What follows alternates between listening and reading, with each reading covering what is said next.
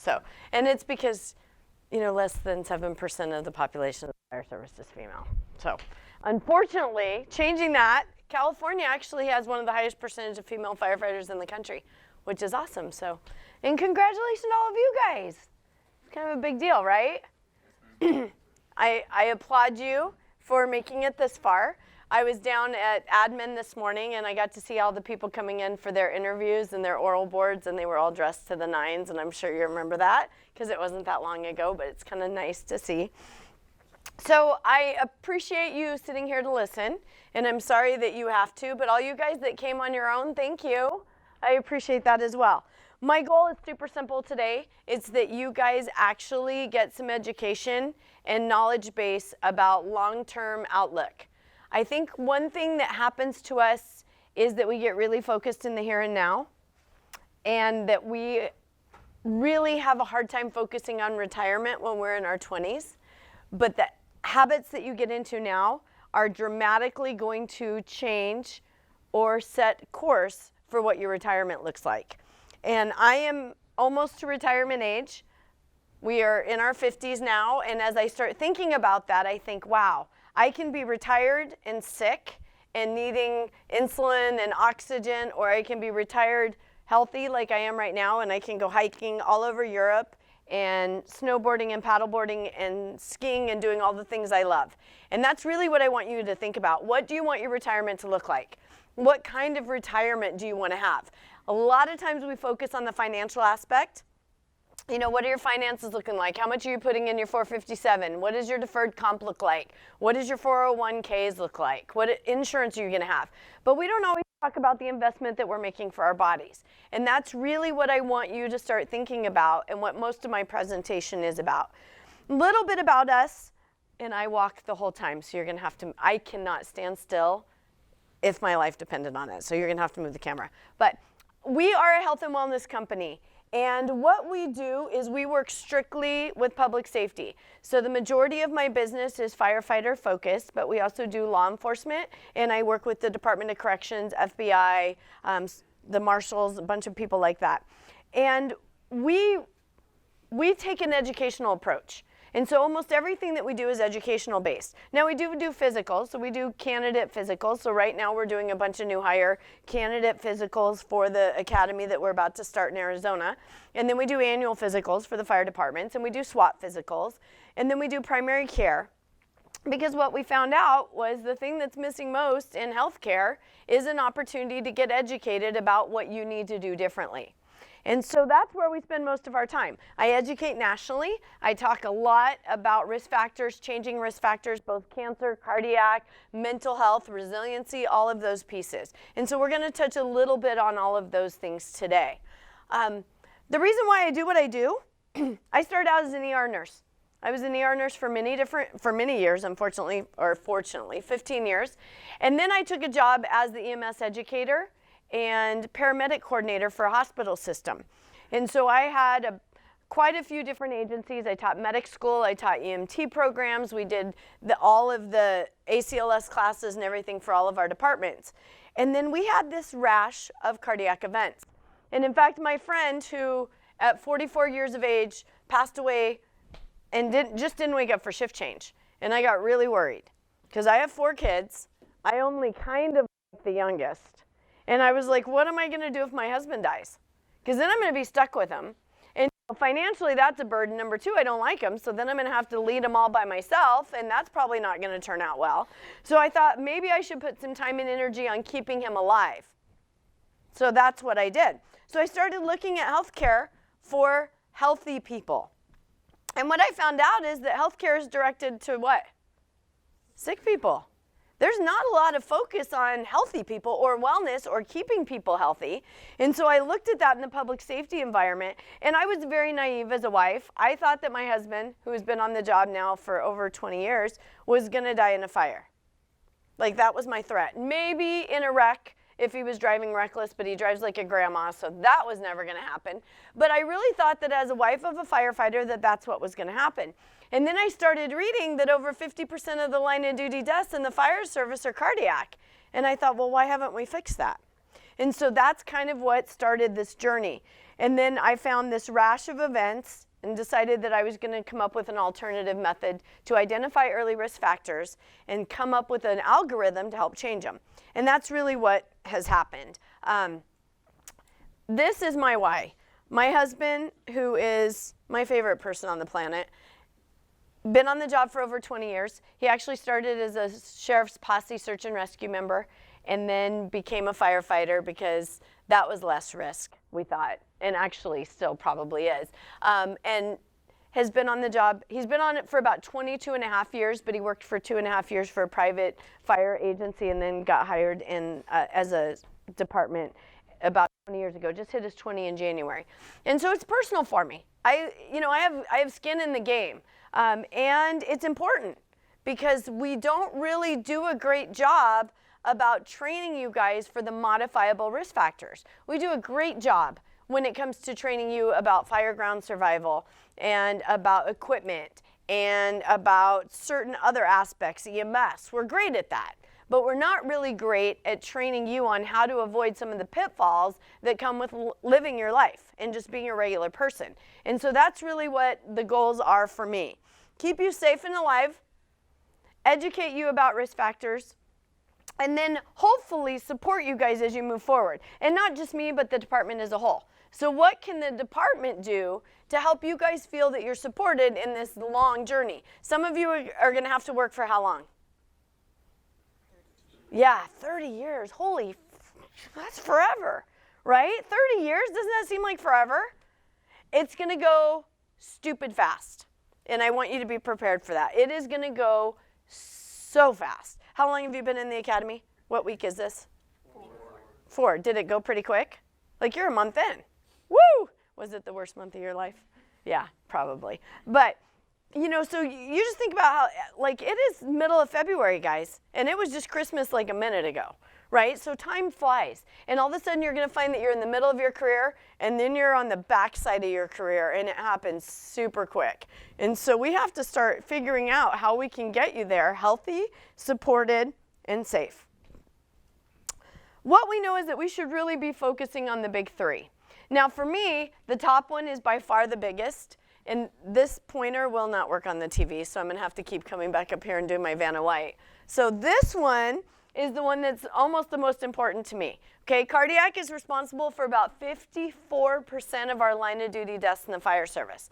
But it's not sexy and nobody wants to talk about it, right? Because cardiac is just kind of a built-in. People are going to have heart attacks.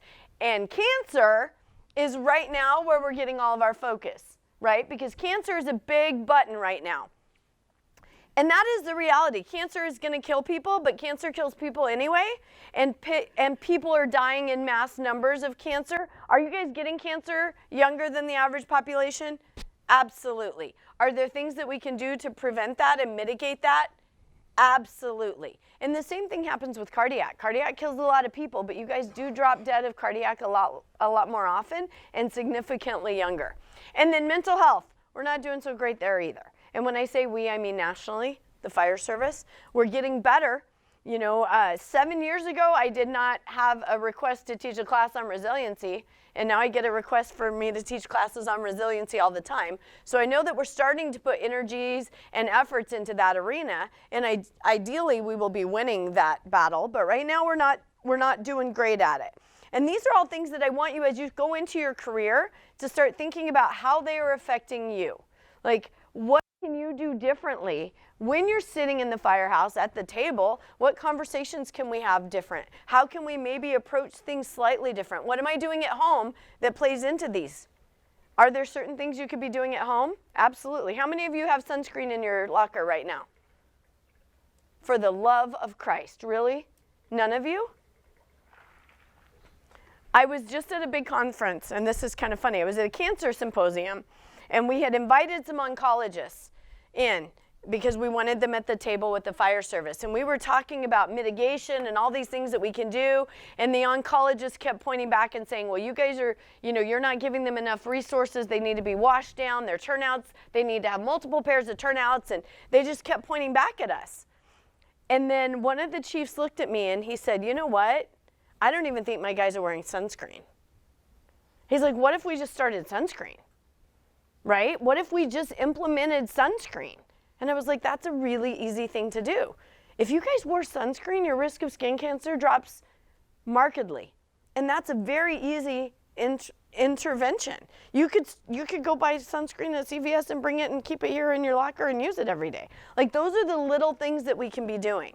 And then when you're on shift, my dad, who is 83, has Alzheimer's, doesn't remember anything, puts sunscreen on every day. Like, it's part of his routine. He puts it on every day when he gets stressed. Instead of lotion, he uses sunscreen. So that's something easy that you guys could be doing, right? Something easy we could implement. 80% of your risk for heart disease is preventable. And this is heart disease and stroke. So 80% is all within your realm. Now, if you have an opportunity to change 80% of your risk for dying, are you going to do it? Yeah, you're going to be all in, right? So there's really 4 big things that are within your control that directly affect your morbidity and mortality related to cardiac and stroke. One of them is significantly heavier weighted than the others. What do you think it is? Say it out loud. Nutrition. Yep, what you put in your pie hole. 60% of your risk for cardiac disease is directly tied to what you put in your mouth every day. How do you guys think you're doing? How about back there? Right? Earlier the group was like, not so great. So, you know, there's things that you can control in your work environment, right? And then there's a lot of things you can't. Some of the stuff you can't control is what you wear, who you're stuck on your piece with all day, who you run on, how many calls you go on, what time those calls come in. All of those are not things that you can control. What you choose to eat is all you. It is one of the few things that you have absolute control over in any given day. And we do not make good choices in the United States. In fact, we have more access to resources than any other country in the world, and yet we have the highest morbidity related to obesity and diabetes in any country in the world. So we're doing it wrong. So tell me what you guys are looking for when it comes to nutrition. How do you choose what you eat? Yes? Balanced colors, and that's the main thing on the plate. That's veggies, proteins and carbs and fats, all balanced in different colors. That's perfect. What is the defining factors when you're in the firehouse for food? Tell me how you guys decide what you're eating. What's on sale, and how it's going to feed the most people, right? So what we look at I wish that was something that everybody had. And maybe you guys do, which is fabulous, and please keep that. But what I will tell you is when most people are trying to eat at the firehouse or trying to eat at home, they're looking for bang for the buck, right? How am I going to feed the most people, get the most meals out of it for what we consider to be a reasonable amount of money? And then what's the other big one? Taste. Right? We want it to taste good. We need it to be cheap. It needs to feed a lot of people. And then on your days off when you're running kids all over, what's the 4th piece? Fast. So I need to eat it in my car. It needs to be tasty. It can't be expensive.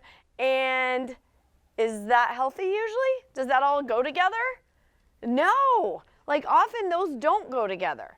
So how can we realign our brain to say, okay, we want healthy to be the priority. We want it to be a balanced plate, and maybe I don't eat it in the car. And maybe not eating right now is better than eating garbage from Taco Bell, right? And those are real choices that you're going to have to make. So we know that nutrition is about 60% of our risk for heart disease. We still have 3 more things. What are the other 3 that you guys suck at? And you might not know you suck at them yet, but you will eventually. What are the other 3 things? Okay, portion control is not one of them. Cardio. Exercise. Exercise is 7 to 10% of your risk. 7 to 10. Now that doesn't mean stop working out. I am not saying that. But when people say, oh, I go to the gym for 3 hours every day. Well, that's a waste of time. Go to the gym for an hour and then meal prep and grocery shop for the rest of the time. Because food is 60% of your risk and exercise is 7 to 10. Okay? 3 hours at the gym, unless you're looking at girls or guys, is a waste of time.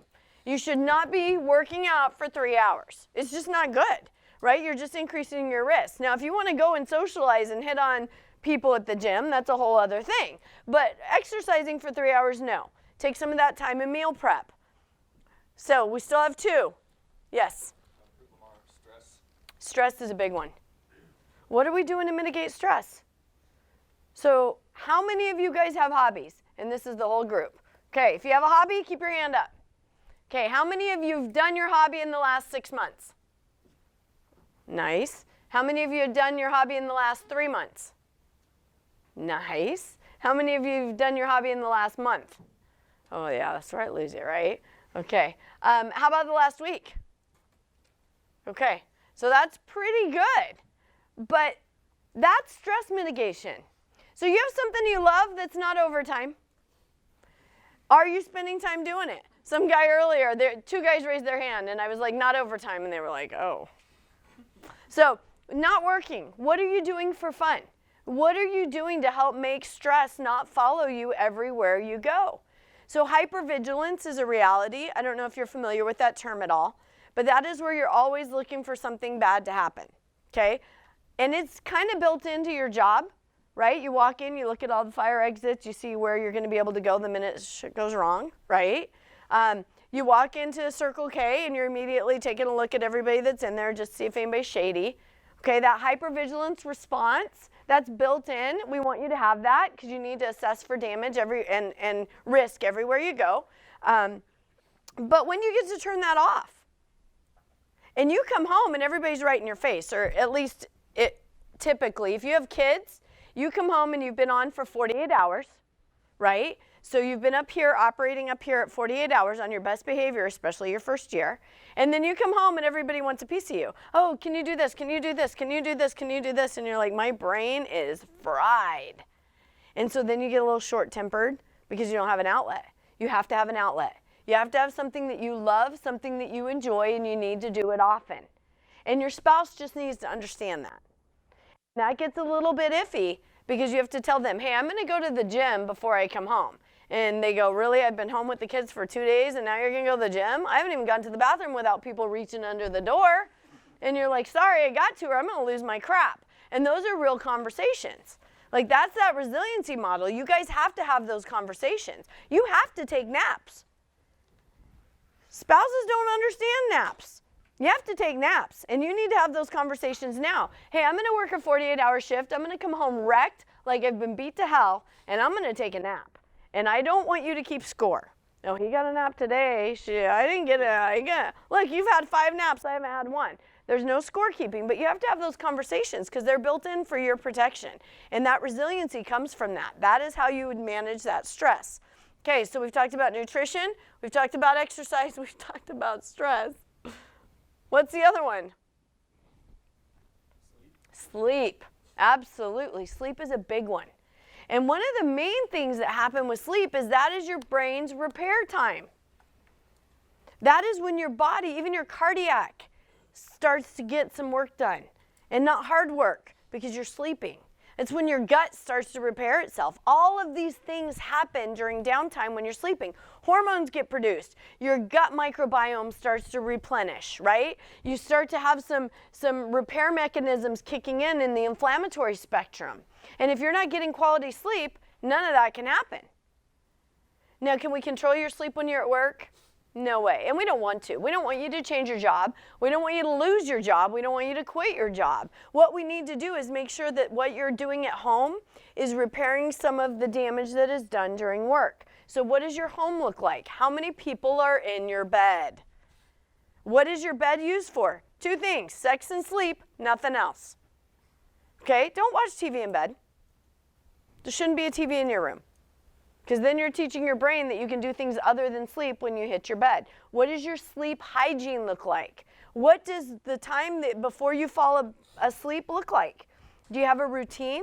Sleep hygiene is very, very important. It allows your body to start programming itself to fall asleep about an hour before you hit the sheets.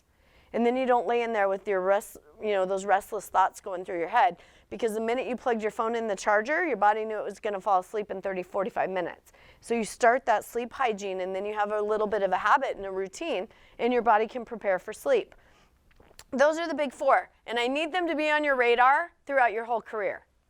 How am I doing in those 4 ways? Okay, keep track of them. One of the things that we find out is when people have sudden cardiac events in the fire service, they typically have some underlying condition. They are an at-risk individual. And the crazy thing is, you usually can't pick them out visually. You know, when you're in line at the grocery store and somebody walks up behind you and they're about 75 pounds overweight and you can hear them breathing, you're like, oh, they're at risk for a cardiac event, right? Like, you can pick them out. They have swollen legs, they've got some edema, and you're like, oh man, they probably aren't a healthy individual. The problem is, you look at our workforce and you don't see that. We don't have a light that shines on us like a beacon saying, hey, I'm the one that's at risk, because it's not the same for us as it is for everybody else, because our risk factor isn't always tied to the traditional risk factors, which are age and weight. They're not always the same for us. What you guys have that helps change that perception and change that risk, and why you guys are having events at earlier ages, is because your job comes with some of these risks. And we can't fix them. They're always going to be there. Noise is always going to be in your environment. Heat stress, always going to be in your environment, right? Dehydration, you guys can combat that. Thank you for picking up your water jug. Everybody drink. No, I'm just kidding. But dehydration is a reality. Dehydration kicks in a whole chasm of metabolic events. And so if we can eliminate that, that's one more piece we take off of that plate. And then it opens up that plate to not being as busy and full of items. So how much are you preventing by doing your daily things? And hydration is one of the big ones. Now, the other thing that we have a hard time with is identifying who's at risk. And like I said earlier, the American College of Cardiology has an algorithm of risk factors and treatments. And they are all based on certain parameters. And 2 of the biggest are age and weight. And we can have somebody, who's the youngest one in this class? And how old are you? 22. Okay, so he is going to be 50 and ideally still in great shape. In my scenario, you're in great shape. So he's going to be 50 and in great shape. And he's going to go to a doctor, his primary care, and his primary care is going to be like, you're in great shape, and you're not even old, so I don't need to do anything with you. And then he's going to say, oh, I've been a firefighter for 28 years. So I have risk built in, even though I might not look like it, right? And that's an educational opportunity for you to your provider, because most doctors have 2 firefighters or 1 or 2 cops and 1,000 regular people. So they're going to look at him like they would their 1,000 regular people and go, yeah, he's not old enough or fat enough to have any cardiac risk. And then he's going to have to say, but I have built-in risk because I've been a shift worker with exposure for 28 years. And that changes everything. And so that's an opportunity for you guys to provide some feedback to your physicians about your risk, because they're not going to know it. They don't get paid to educate themselves about the atypical people, right? They get paid to educate themselves about everybody else. Now, this looks like a very scary scenario, but that's actually a dolphin. So just because something looks scary doesn't mean it is, and just because something looks healthy doesn't mean it is, right? So we always need to take a look at that and do some extra work. And in fact, I'll give you an example. We work with Native American communities, and we had a Native American guy come in, and he's a big dude, like over 400 pounds. And I was like, oh, he's got stuff. Like, I got all excited. Like, the medical side of me was like, oh my gosh, like, we're gonna find it, we're gonna fix it, it's gonna be awesome. He was just fat. Like, metabolically, he had nothing. His cholesterol was good, his blood pressure was good. He was just a big dude. And I was like, oh, well, we can get rid of fat. Cardiac disease, hard to fix, right? I can fix fat all day. So that was an awesome opportunity for me to not get stuck on what I see. You got to dig down and see what's really there. Metabolic features metabolic syndrome gives us a very good key as to what your body's really telling us. So there are risk factors that we see visually, but there's also risk factors that we know that we have to emphasize and place more credence on. Where you carry your weight is an automatic indicator of risk. Okay, so this is where J-Lo and Nicki Minaj, all their junk is in their trunk, right? They're not as much at risk as somebody who carries their weight in their belly. So this is where you want to have big legs and big butt, but not big belly. 5% increased risk if you have weight in your gut. So one thing, measurement. They should measure your waist and your hips. If your pants are too tight, that's an indicator, okay? If all of a sudden your belt is on the last little loop, then that's telling you something's got to change, because that's cardiac risk built in, okay? The next one is cholesterol markers, and it's your triglycerides, which is the circulating blood fat, and then HDLs are your good cholesterols. So number 2 and number 3 are both cholesterol numbers. You're going to get those from when you go see your doctor at your annual physical, and I mean your personal annual physical. So you will, what I want you to do is every year go see your primary care and get a physical done.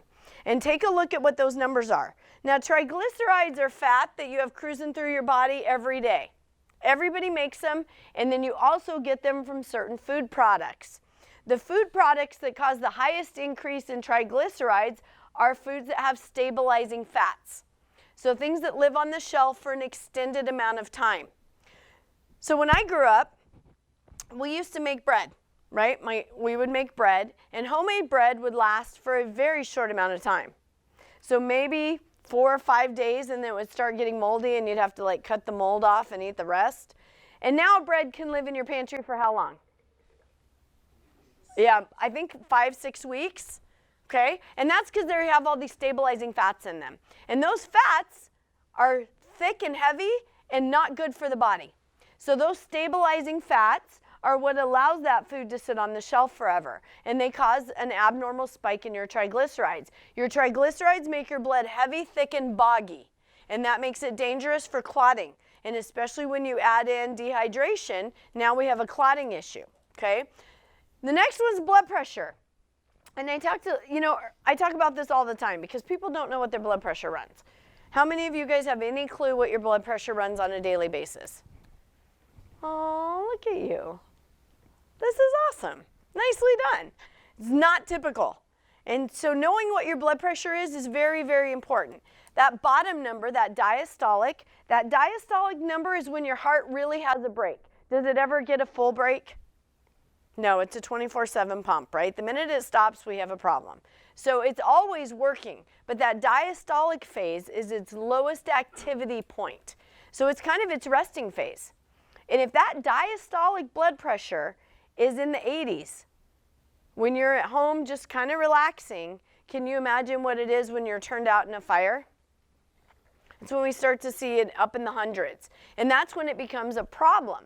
So trying to have that diastolic number be low, you really don't want it to above the threshold of about 75. And that's just on a regular day when you take it. You want that diastolic number to be less than 75. I would really like it to be 70 or lower, but I'm a realist, so I'll give you guys 5 to 8, so you can have it up to 78. But now they've changed, the American College of Cardiology has changed 80 to be pre-hypertensive. So they don't even really want you in 80. And when I grew up as an EMT, 120/80 was solid. Like that was a good person, right? And now we're saying, oh, 80 is a little too high. So you really want it to live in the 70s, ideally in the 60s. And that way you have a very wide variation. So when you're in a stressful situation, turned out on a really hot day, you have lots of wiggle room before you start to have a hypertensive crisis. Fasting sugar. How many of you guys know how sweet you are? Good? Yeah. We want you salty. And not like mean guy salty, but not big old mustache with the curly Q, like, oh, not like that. But we do want you salty because sugar is thick and heavy. Have you guys ever had syrup spilled on the counter and you had to try and wipe it off? Does it come off super easy? No, it's super sticky and hard to get off, right? And your body isn't built to pump syrup. It's built to pump salt water. And so the higher your sugar level, the harder it is for your body to move that thick, heavy syrup. And so we want it to be more salty. And so if your sugar's high, then that means that it's starting an inflammatory process in the vessels, and that's what we're trying to avoid. Now, what we know is that oftentimes cardiac abnormalities are present and we don't really know it. We can't see them. You know, your heart is way deep in and hard to visualize, and so we can only see the symptoms when they present externally, and that's kind of the hard part. When they did an autopsy review study, I have a good friend named Denise Smith, and she's the physician that works with the NIOSH and IAFF, and she does all the morbidity mortality studies. And they went through and they looked over a 25-year period at all the firefighters that died of a sudden cardiac event. And they went in and weighed the hearts and looked at the heart muscles and saw exactly what was happening.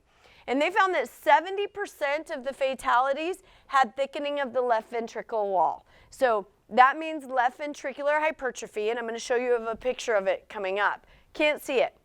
Can't see it outside of the body. You can only see it with an ultrasound. 67% also had a buildup of cholesterol or plaque in the arteries. So they had atherosclerosis, and then 66% had an enlarged heart, cardiomegaly, abnormal heart weight, abnormal heart size, okay? And if you had an abnormal heart size and thickened walls or thinned walls, you had a 5-fold increased risk. So that means that if your heart is heavy, that it really causes that much more of a risk factor. Now this case is the one survivor. And earlier I told you there were 4 events. My friend at 44, then 2 guys in their 30s. One was a marathon runner. It was an ultra marathoner. And then this gentleman who was the only survivor in that year and a half. And this guy was as atypical as you could get. He was an ex-professional athlete, literally had been working out since he was 8. He had had a full physical, including a stress test, less than 6 months before. He has no high cholesterol, no high blood pressure. He doesn't have any family history of heart disease, and he wasn't overweight. Had had his physical, and they actually wrote exceptional fitness on his physical paperwork. So he's at work one day, had taken a pre-workout and was going to go work out, started having this weird, itchy, hot feeling in his throat. He thought he was having an allergic reaction, so he started pounding water. And then he sat down in the kitchen, and they saw that he got kind of pasty gray. And they asked him, hey, are you doing okay? He's like, I just don't feel well. And they were like, well, so they put him on the monitor, and he was having an ST elevation MI. So they activated the cath lab. We have a pre-hospital activation for STEMIs. And they activated it, and they brought him into us. And we took him into the cath lab. And what we identified when we got him in the cath lab is he didn't have just one vessel or even 2, but he had triple vessel heart disease. So this vessel that's lightly shaded should have been lit up big and bold. And then here there was a stricture, and then here there was a significant narrowing. So he had disease in 3 vessels. Remember, he'd had a stress test less than 6 months before. Okay? Now this vessel was 100% occluded, and it was the left anterior descending. What is the other name for that? Widowmaker. Yeah, the widowmaker. And the reason we call it the widowmaker in cardiology is because most people that have an event in that vessel don't survive. There's a very high morbidity mortality in the left anterior descending. And so he actually was kind of a classic firefighter cardiac event. And so we started taking a look at the cardiac events in the fire service, and what we found out is that you guys deposit plaque in that vessel about 55% more than the general population. So the general population is pretty evenly distributed when it comes to heart disease between the left main, the right coronary, and the left anterior. And so it's about 32%, 33, 31, and pretty even when we look at distribution, and then the circumflex has a little. But when we look at firefighter cardiac fatalities or firefighter heart attacks and plaque buildup, we see that about 82% of the time it's focused in that left anterior descending. And the reasons that have been contributed to that are chronic stress response in the body, chronic sleep deprivation, and undertreated or untreated high blood pressure. And so those are the 3 things that are very easy modified if we know that they're happening. And the way that we have to know that they're happening is that we're kind of tracking how we feel. the thing that you guys have to fight against is your suck it up mentality. You guys are the kings of suck it up. I've never seen a work group that was so adverse to admitting issues. Like, right? Because it makes you fragile. And you don't want that nickname ever. In case you haven't heard, you don't want fragile to be your nickname. But you don't want to say, hey, you know what? I think I'm having an issue. And so what'll happen is, oh, okay, I'm short of breath when I exercise, so that means I'm out of shape. So what am I going to do? I'm going to exercise more. I'm going to work harder. I'm going to try and get past that shortness of breath when I exercise, right? And instead of saying, I'm having shortness of breath when I exercise, maybe I ought to go talk to somebody about that, right? So while you're keeping it on your radar, you have to make sure that you're acknowledging that when it happens, we gotta seek somebody out to help us fix it. Now, where our body puts cholesterol and plaque is really interesting. And why we have more, some people have more than others, is also very interesting. Everybody produces cholesterol every night when they sleep. And how much you produce is based on a couple of things. Genetics plays a part, and it's about 15%. So 15% of your cholesterol is really based upon your family genetics. There is about 7% of the population that has what we call familial hyperlipidemia, and that means that no matter what you do, no matter what you eat, no matter how much you exercise, you're going to have high cholesterol. And those people typically have high cholesterol in their teens, okay? That we can't fix. But most people's cholesterol is based on diet, and then exercise, and then supplements. So those are all modifiable risk factors. Now you can have all different types of cholesterol. All of these LDLs are bad. So LDL stands for low density lipoprotein, and those are your bad cholesterol.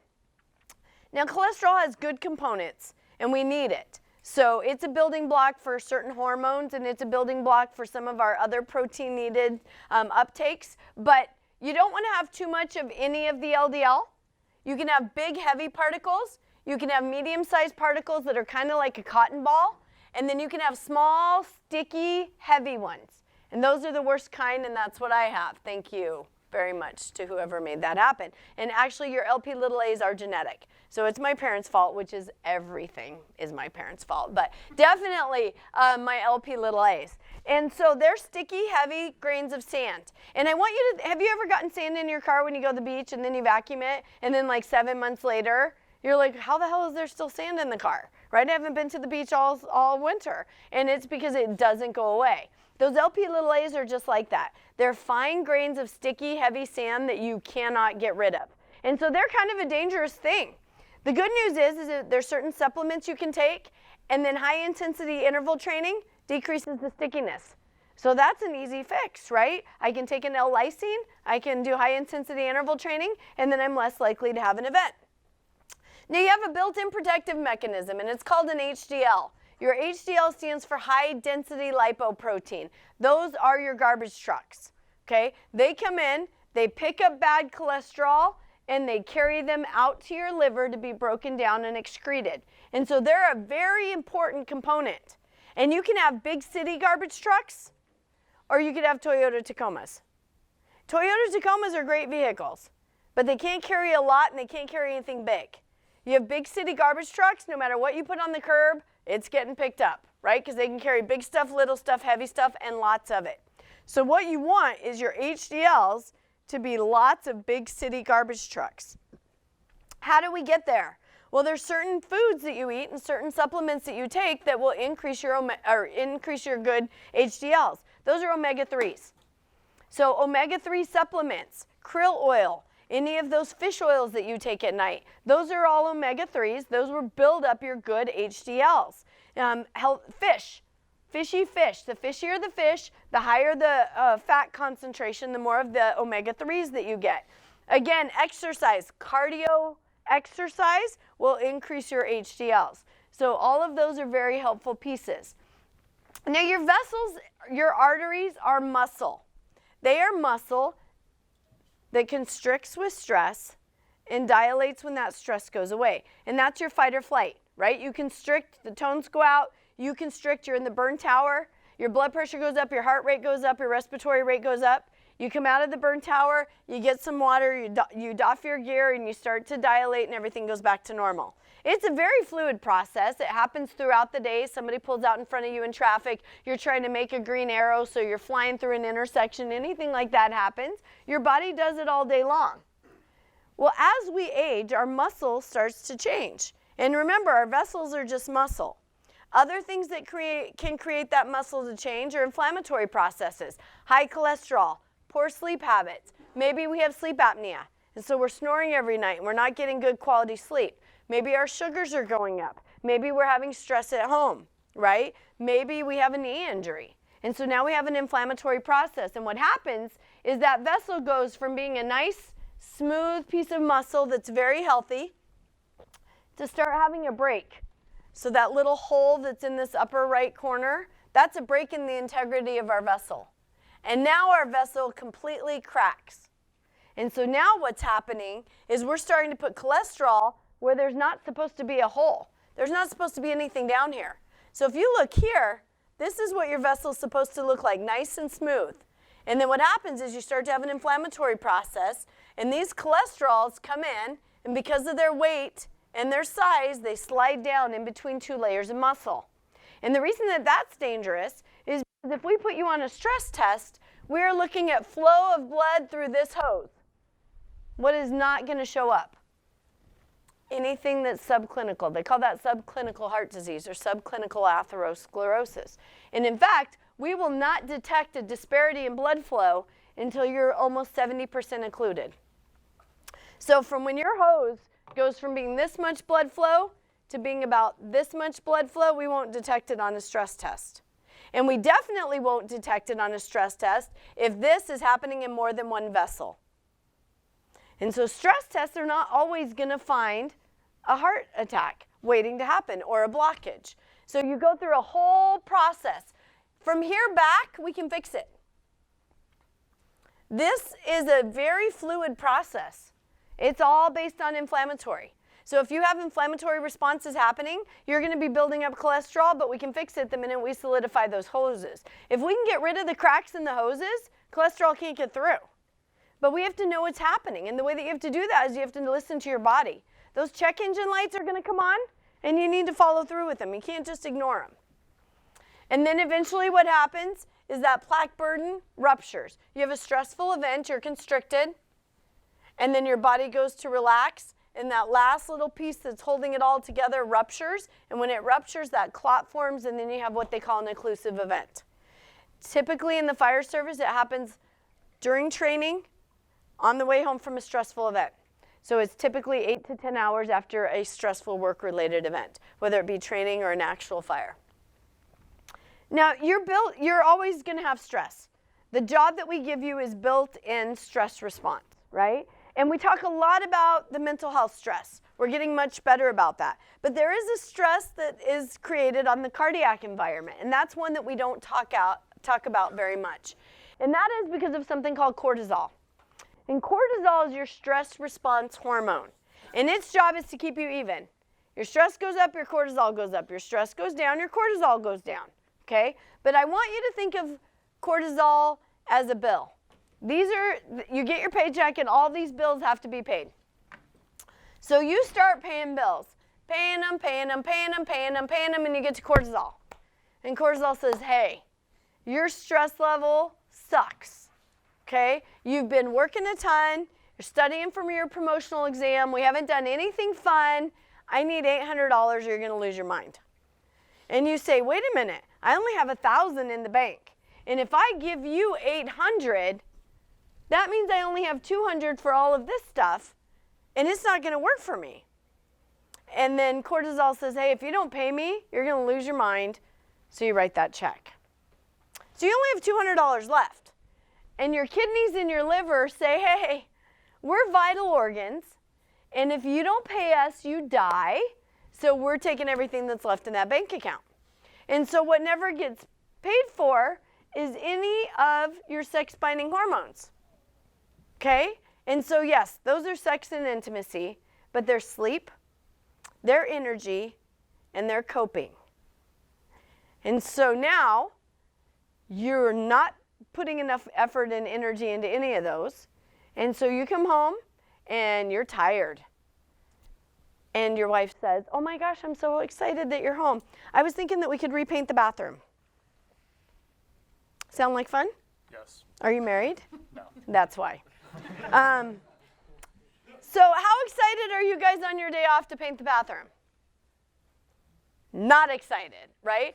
How about this one? I'm starving. I'm so hungry. Are you hungry? Where do you want to go? What do you say? Somewhere good. Is that what you say? Somewhere good? Yeah. Okay, that's still not very helpful. What do you say? DoorDash it. Okay, what do we really say? I don't care. How many decisions are you excited to make when you get home? I have actually sent my husband a text saying, not making a decision, please don't ask. Help with anything you need, don't ask for my opinion. Because number one, it's not going to be good. Number two, it's going to involve some cuss words. So, like, that's the reality, right? I'm hungry. You're hungry. Where do you want to go? I don't care. You pick. I don't want to pick. I don't want to, right?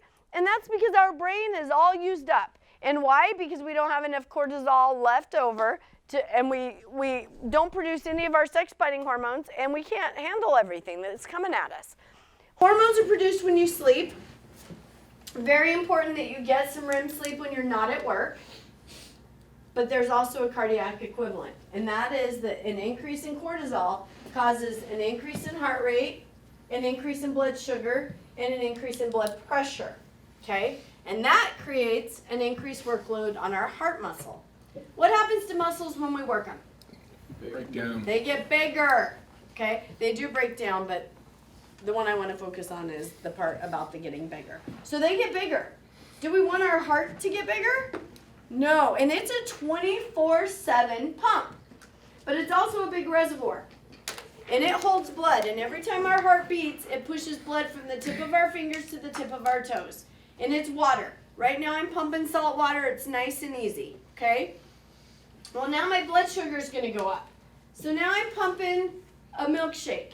And I can do it. I'm drinking a milkshake through a big McDonald's straw. I can do it. A little bit of work, but I can do it. Well, now I'm going to get high blood pressure. So now I'm going to go from a McDonald's straw to a coffee stir. And I'm still pumping milkshake. So now I got to work really hard to get all that stuff from the tip of my fingers to the tip of our toes. And it's water. Right now I'm pumping salt water. It's nice and easy, okay? Well, now my blood sugar is going to go up. So now I'm pumping a milkshake. And I can do it. I'm drinking a milkshake through a big McDonald's straw. I can do it. A little bit of work, but I can do it. Well, now I'm going to get high blood pressure. So now I'm going to go from a McDonald's straw to a coffee stir. And I'm still pumping milkshake. So now I got to work really hard to get all that stuff from the tip of my fingers to the tip of my toes. And my heart can't do it. It gets really thick and really heavy trying to keep up with that workload. So now my reservoir goes from being this big to this big. So I only hold this much blood instead of this much. So now instead of pumping once and getting all that blood out, I have to pump 3 or 4 times to get the same amount out that I would. So now my heart rate goes from a resting heart rate of 54 when I got hired to 86 on my 10-year physical. I'm like, well, what happened? I still work out. Yeah, but my heart's tired. Okay? So this is a normal heart wall thickness. Nice ventricle, nice atrium. Okay? And now it's a thickened heart muscle. So now we have a super thick muscle, a very slight ventricle. My atrium is very misshapen, not very effective, and then I have thickening in everywhere. The other crazy thing is you have an electrical system along with your plumbing system, right? So your heart has a plumbing system and electrical. Electrical tells it when to beat, plumbing gets the fluid where it needs to go. When you start having thickening here, it starts interfering with the conduction pathways, right? It's very easy to conduct electricity through thin muscle. It's very hard to conduct electricity through thick muscle. When Denise did the postmortem study on the cardiac fatalities, we always thought, and when I say we, I mean us in the fire medical community, we really believed that the guys were having obstructive events, right? And I was pretty sure that they were caused by dehydration. So the platelet were getting very sticky, and then somebody was having an event that created a clot, and then that clot is what killed him. It took her until her 13th heart to find a clot, which means that the other 12 people died of a dysrhythmia related to an abnormal conduction system, tied to dehydration and left ventricular hypertrophy. So your muscles do not conduct electricity the same when they're thin than they do when they're thick. So something very, very interesting that we found out. Now, what creates this epidemic? And it's really very simple. One of the biggest is blood pressure. Obesity is another one. Sleep apnea. If you snore every night, we need to find out why. It's not normal. And people are like, oh, it's my nose. Probably not your nose, okay? It's probably that you have a fat neck. Something along those lines. We got to figure it out why. And there's a lot of things that we can do. It used to be that we only had CPAP machines, right? So that they would force air into your system. And now there's dental devices. So you can go to a dentist, they'll make you a dental device, a lot less expensive than a CPAP machine, a lot more quiet, easier to travel with, and extremely effective. And what that does is it changes that pressure in your chest. So when you have sleep apnea, you have an abnormal pressure in your chest, which then kind of strangles the heart muscle when it's trying to beat, and it doesn't allow it to beat effectively because the pressure is negative and starting to strangle it. So very important. Left ventricular hypertrophy has been tied to lethal rhythms, which is kind of what I was just talking about with that study. And we know that it increases your risk for having a heart attack and stroke.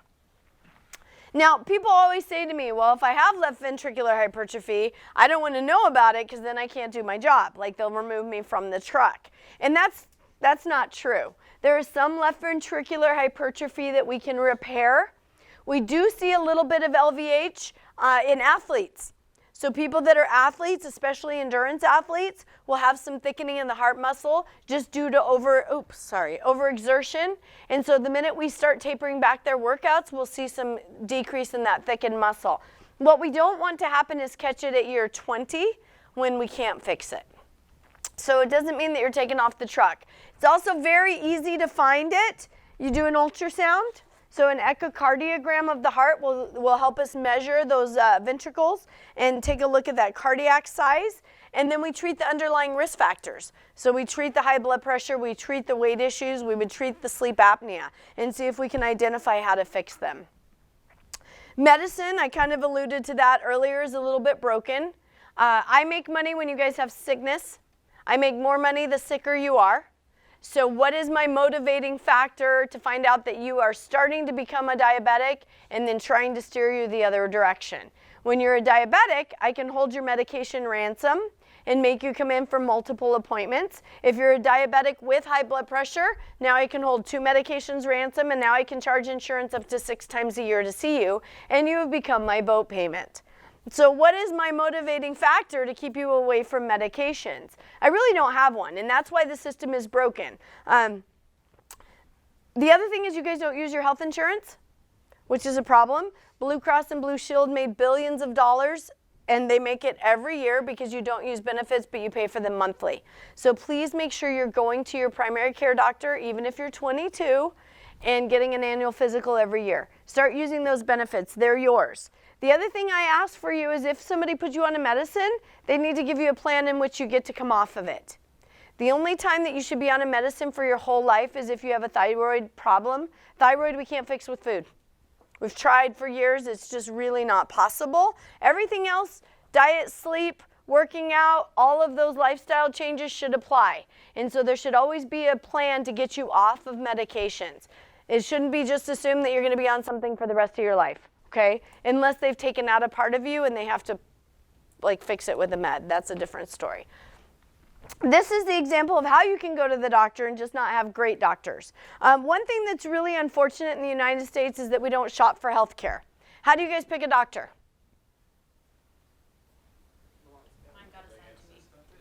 Sign through your, right? You go online, you put in your zip code, and they give you 3 names, and you call, and the one that can get you in first you go to. Right? Or is your doctor the urgent care guy? right? Like a lot of my patients will say, well, I go to the urgent care when I get sick and then I come here for my physical. I'm like, no, like that's not the plan. But we don't shop for healthcare. And the crazy thing is, would you go online? Well, anymore you kind of can. It used to be I'd say, would you buy a car online? And people would be like, no, of course not. I'd shop around for a car. Well, now you will buy it online because you can see exactly what it is. So that's changed a little. But you know, we're really choosy about cars, but not about our doctor. And we've got to change that. So this guy works with my husband. And he called me and he said, hey, Kat, my wife wants me to come in and see you. I said, okay. Like, call the office and make an appointment. He's like, well, I really don't want to come. And I want to tell her why I don't want to come. And long story short, he goes to the cardiologist every 6 months, and he goes to his primary care 3 times a year because he's on a litany of meds. And he didn't want to come to another appointment, but she really wanted him to. So he's got risk. He's over the age of 50. He's diabetic. He's got thyroid issues. He's got family history. He has irregular heartbeats. He has a little bit of a weight problem. He's kind of a fluffy guy. He's not one of my fit guys. And so he's got some built-in risk. So he comes in, we do all of his blood work, and we send him in for something called a CT calcium score. Now earlier we were talking about where your body puts cholesterol. And I showed you that subclinical heart disease where it's below when the vessel cracks. Well, the other thing that happens is you'll get a big piece of cholesterol or fat, and it'll sit in the vessel. And you don't have you have a Toyota Tacoma, not a big city garbage truck, so you can't pick it up and move it, so it's just stuck there. And your body says, well, crap. If this breaks loose and travels to my brain, I have a stroke. If it travels to my lungs, I have a PE. So I'm going to protect myself from it leaving. And I'm going to spackle it. And I'm going to put spackle on it and hold it safe up against the wall. And the spackle is calcium. And so we put a calcified coating on it. We call it calcified plaque. Okay? And we can't see the cholesterol underneath, but we can see this calcium coating. And the only reason why you have calcium in your coronaries is because it's covering up cholesterol. So we do a CAT scan, not a naked test. You lay down, no IV, you don't have to drink anything, over and done with in about 10 minutes, okay? And what it does is it tells us where you have calcium covering up cholesterol. Now a normal score is between 0 and 80. Anything over 400 is kind of our oh crap range. And so we try to avoid those numbers anytime we can. So he goes in, he gets all of his blood work done, we send him for his calcium score, and then he calls me and he says, hey, they told me to call you. And I said, no, they'll send the report to the office, and then we'll go over it when you come in for your appointment, don't even worry about it. And he's like, no, they gave me the piece of paper and told me I should call. And I said, okay, well, what does the piece of paper say? And he said 1695. And I said, hey, where's the decimal? He said, there isn't one. I was like, you mean like 1,695? And he said, yes. Remember, 0 to 80 is good. Anything over 400 is oh crap. So 1,700 is like a whole level of oh crap. And actually not our highest anymore. This was the highest that we had at that point in time. Right now, my highest is a 6,800, and it's a 36-year-old SWAT cop with a body fat percentage of 6. You never ever think that he has heart disease. So, but this is 23 different spots. So he has 23 different spots that his body has covered up calcium. Now, not surprising at all is the left anterior descending is the highest percentage, right, which we are not surprised by. But he's got, again, triple vessel heart disease. Now, these are where most of them are distributed, so not a big surprise there. But still, 23 different spots. And keep in mind, he had a cardiologist and a primary care that he saw multiple times a year. So we send him in with a new cardiologist. We fired the old one because he sucked. So he gets a new cardiologist. They go in and they do an angiogram. And for those of you that aren't familiar with that, what we do is we inject dye into one of your major arteries. And then we want to see where that dye sends blood. And we want to see a lot of spider webs. Because the more spider webs, the more blood flow to that heart muscle. And the more blood flow to the heart muscle, the better shape that muscle is in, right? What happens to muscle without blood flow? It dies. So what we want to see is a bunch of spider webs. And as you can see, not so great, right? We have very poor circulation there. And one big artery and then another one, but nothing else. And so we knew that there was a blockage. And when I say we, I mean the cardiologist. I was literally just there because I was worried. So they went in and put in a stent. and they put in the stent right here. And what a stent is they feed in a wire, and on the wire is a balloon. And they go to where all the cholesterol and fat buildup is, and then they inflate that balloon. And that balloon squishes the cholesterol and fat up against the wall. And they hold it there for about 3 or 4 seconds, and then they deploy a stent. And a stent is like a spring that opens up until it meets resistance, and then it sits there wide open, and it creates the new area for blood to flow. So it holds all that fat and cholesterol flat up against the wall. And what's on this stent is a drug-eluting product so that nothing sticks to it. So it has a platelet aggregate inhibitor on it so that new cholesterol won't stick to that. Because when our body sees something that doesn't belong, it attacks it, right? It's supposed to. That's our built-in response. Our army goes there. And so they put in something so we won't attack it. And then it holds that blood flow, or holds that area open so that blood can flow. So this is after the stent. And as you can see, there's a lot more spider webs. This is a much healthier, happier heart, right? The blood flow is much better. The bad news is his right coronary artery was so blocked that we couldn't even get liquid through it. The dye wouldn't even go through. So normally he would be a candidate for a coronary artery bypass graft, a CABG, open heart bypass surgery, right? And so what we would do is we would say, okay, this vessel is blocked. So I'm going to take an artery from my mammary or from my leg or from my arm, and I'm going to sew it to the top, and I'm going to sew it to the bottom, and we are going to bypass that blocked artery and get blood to this bottom and back part of the heart by going around the blocked artery, and that's what a bypass really is.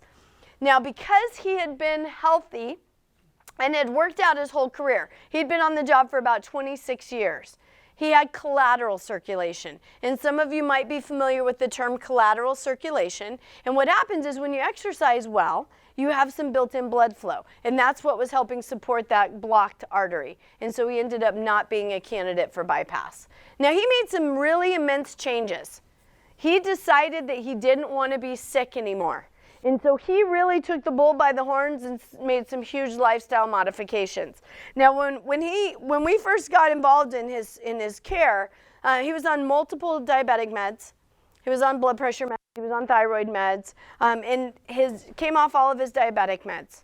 So he reversed his diabetes by changing his eating habits and changing his workout habits. Still on the blood pressure med, right? Because remember, that increases your likelihood of having an event if you have hypertension. And then he was still on his thyroid med. But the majority of the other meds he completely came off. And that was all driven by his motivation to make those changes.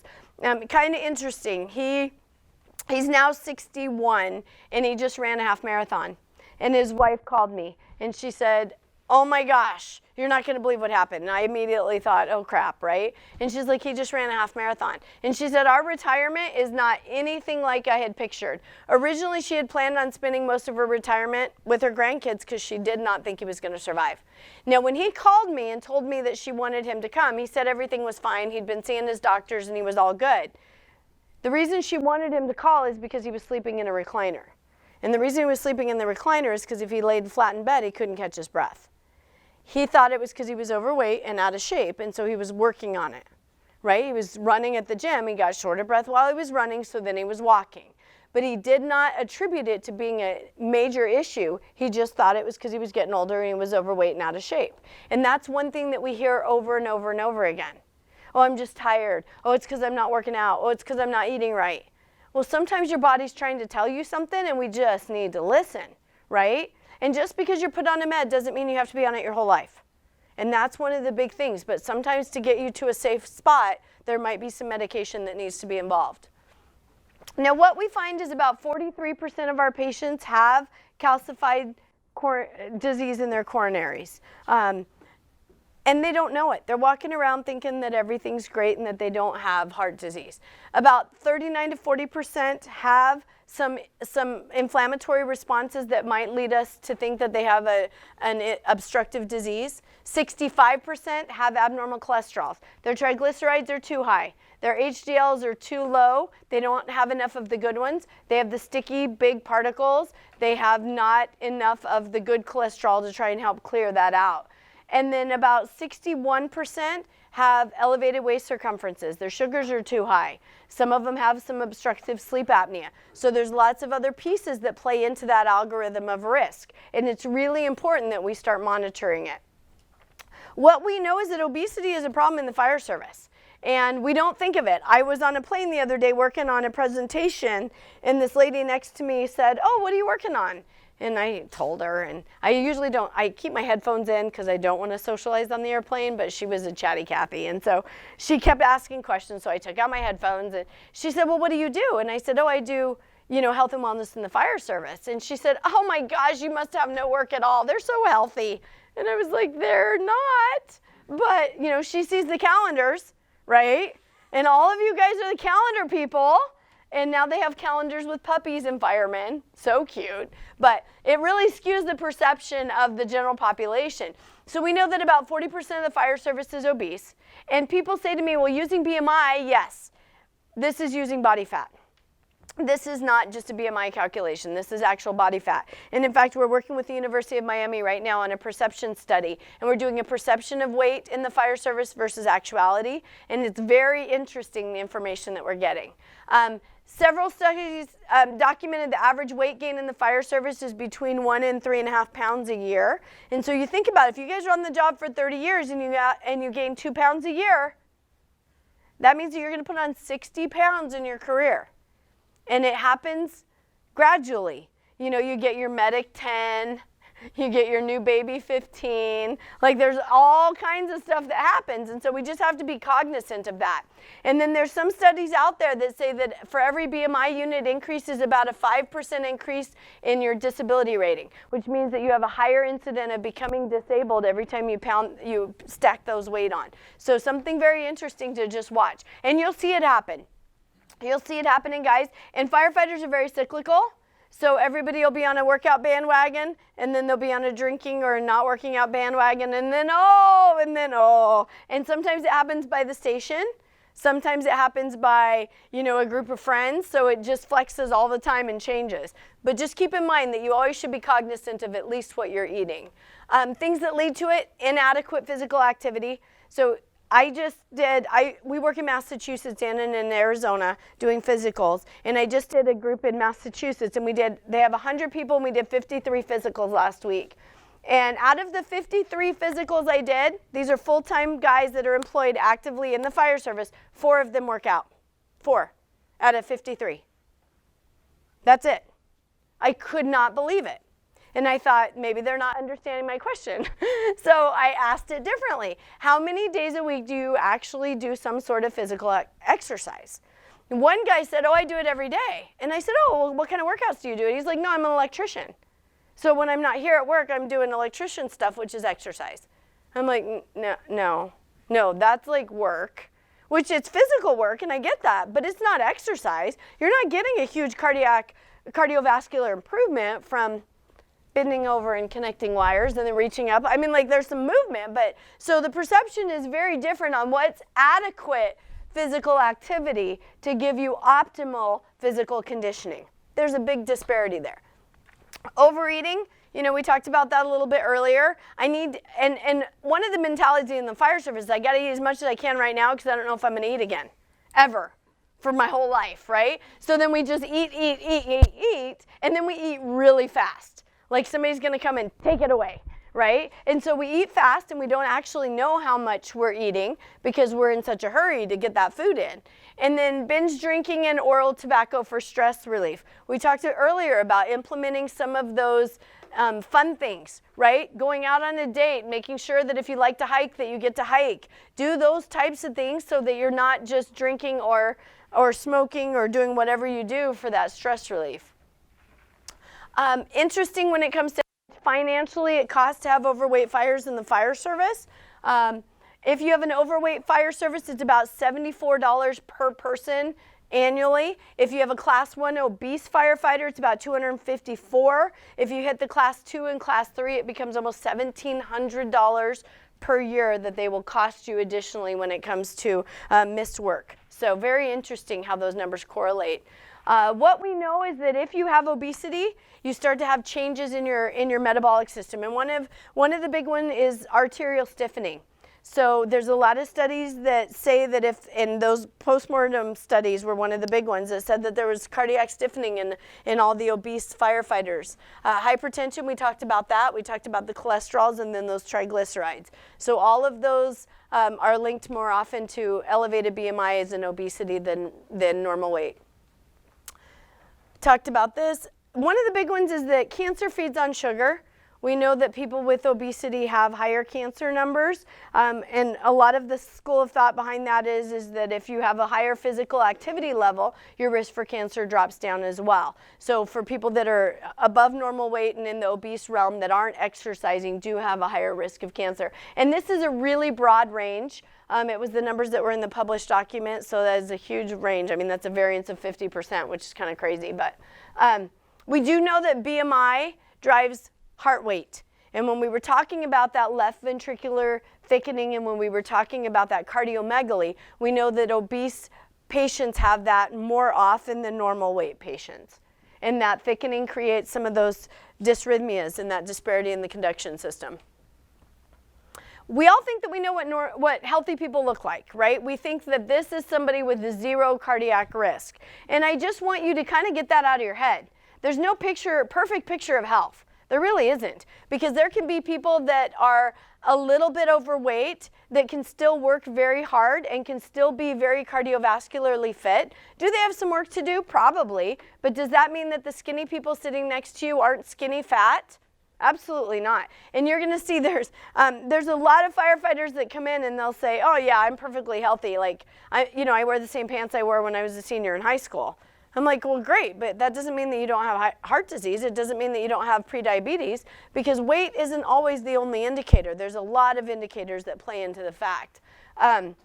One of the things that we're doing, and I kind of mentioned this earlier, is we're doing a perception study. So how many firefighters actually think they're overweight versus how many actually are. So this was not my study. This was another study. Ours is a little bit different because this one used BMI and we're actually using body fat. But 53% rated their weight as about right. 44% considered themselves overweight, but actually 85% were in the overweight or obese category. So kind of a big difference, right, when we look at those numbers. So very interesting. Again, what are we looking for when we eat food? What type of requirements do we have? And this is a conversation you guys are going to have every day at the firehouse. When it's mealtime, how we're deciding what we're eating, and at home probably as well. And then the one thing I want you to think about is, what do your kids have access to? For those of you that have kids, what are they eating? Because we are legitimately killing our children by not providing them with quality nutrition at home. If we want food to feed a lot of people, be quick, and be cheap, it's not going to always be the healthiest option. And so we kind of have to change our parameters. And people say, well, it's so expensive to eat well. Yeah, but you're going to spend that money on healthcare later. So you can spend it now and get quality nutrition and put some money into you, or you can give some money to the hospitals when you're older. Like, that's literally the choices. So we have to decide what we want to do. The CDC started tracking the weight of the nation. 1995, over half the United States was greater than 15% obese. We're going to fast forward 10 years. We had to add 3 new colors because we are overachievers to the max. There was only 4 states that were less than 20% obese. I'm going to fast forward again. And these were the numbers in 2015. And as you can see, almost no states are less than 20%. So up here, right here in Connecticut, that was it. And by 2035, almost half the United States will be obese. And the funny thing is, people say, oh, well, that's BMI. That's not real, right? Because that's height and weight. And I say, muscle is a parameter in the fire service. But if you've been to Disneyland and Walmart, it's not all muscle, right? That's not what the majority of the population is. This is a population-based study, not a firefighter-based study. And we do have much more muscle in our work group than we see in the average population. But when you look at that speaks to us as a nation and what we're making as food choices in this country, and we have to change it. Diabetes and obesity mirror each other in time. They are the leading cause of heart disease in the country and one of the biggest consumers of our gross national budget. So we really have to start making some changes. Now, people think that they know what causes diabetes, right? What causes diabetes? This slide is funny, you think, but I will tell you that I was teaching, and I was teaching at, it was all PD. So it was a multi-jurisdictional task force. It was a criminal apprehension task group. So it was marshals, FBI, and like 4 different cities, and they were all together in this room, and they had had a Twix eating contest the day before, and a dude named John had won, and he had eaten 36 full-size Twix bars. 36. And I go, what did you win? And guess what he won? Diabetes, no. But he didn't win anything. I'm like, you ate 36 Twix bars for nothing? He's like, well, my name is on the board. I'm like, you're a tool. Like, who cares if your name is on the board? So this is real. But we all think we know what causes diabetes. What causes diabetes, guys? Eating what? Sugar. Right? They call it the sugar beets or the sweets, right? And we call it that for a reason because everybody attributes it to cookies, candies, cakes, and ice cream, soda, right? That's what causes diabetes. But I really want you to think about what truly can cause a malfunction and inappropriate usage of those elements in your body. What are the 3 pillars of nutrition? Yes, sir. Recruit Jensen, sorry, man, I have a quick question. Is that previous graph type 1 or type 2 diabetes? This graph is type 2 diabetes. Oh, type 2. Yeah, not type 1. So 3 things that our body needs for fuel, and we get them from food. What are they? Yep. Proteins, fats, and carbs. Okay? So I'm going to eat a potato. And my body is going to say, how much protein does a potato have? Yeah, maybe 1 gram if I eat the dirty outside part, right? And then how much fat is in a plain potato? None. So what is a potato? All sugar, right? And so my body utilizes sugar in a certain way. Sugar in the bloodstream, merely interesting, and actually quite caustic. Sugar in the cell, fuel. The way that sugar gets from the bloodstream into the cell is via a hormone called insulin. And insulin is a glucose transport unit, right? It's basically a truck, comes, picks up sugars, takes it to the brain, the kidney, the lung, the liver, the skin, drops it off, comes back and does it again. Okay, very busy system, works 24/7, predominantly more so when you eat, but it's always active. And so we have to be very cognizant of how much sugar we have and how much sugar we're using and how much work our insulin is doing. Okay, so I'm going to eat my potato. My stomach and my pancreas are going to talk, and they're going to say, okay, kind of a one-dimensional food, no protein, no fat, all sugars. I need 200 trucks to pick up those sugars and move them into the cell.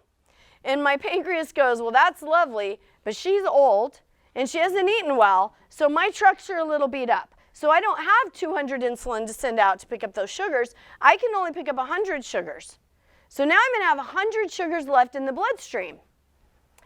And what's going to happen? My blood's going to get thick and heavy. And what's my body want to pump? Salt water. And what's it going to be now pumping? Syrup. And it's going to say, I'm not doing that. I'm not built for that. It's too much work. I don't want to do it. So I'm going to store that sugar. Where am I going to put it? Belly fat, right? Maybe in my hiney, my arms, somewhere, right? Maybe my liver. And it's a problem, but your body thinks it's doing the right thing. Because it says, hey, you know what? If you go 2 or 3 days without food, you can break into those fat stores and take that out. And it'll be great. It'll be there in case you need it, right? Eat that banana. I'll just hold on to all those sugars until you need them. When was the last time you guys went 2 or 3 days without food? I can't even make it through an afternoon without a snack, right? I'm going to go 3 days without food. So we don't ever purge those stores, and then we do that for 30 years. And then what happens? That's that 60 pounds that we gain, 2 pounds a year for our 30-year career, right? And so we're never getting rid of any of those sugar stores. And fat is very resilient. It will send you a signal and say, hey, you go ahead and eat that. I'll just hold whatever you can't use. I'll just be right here for you. I got you.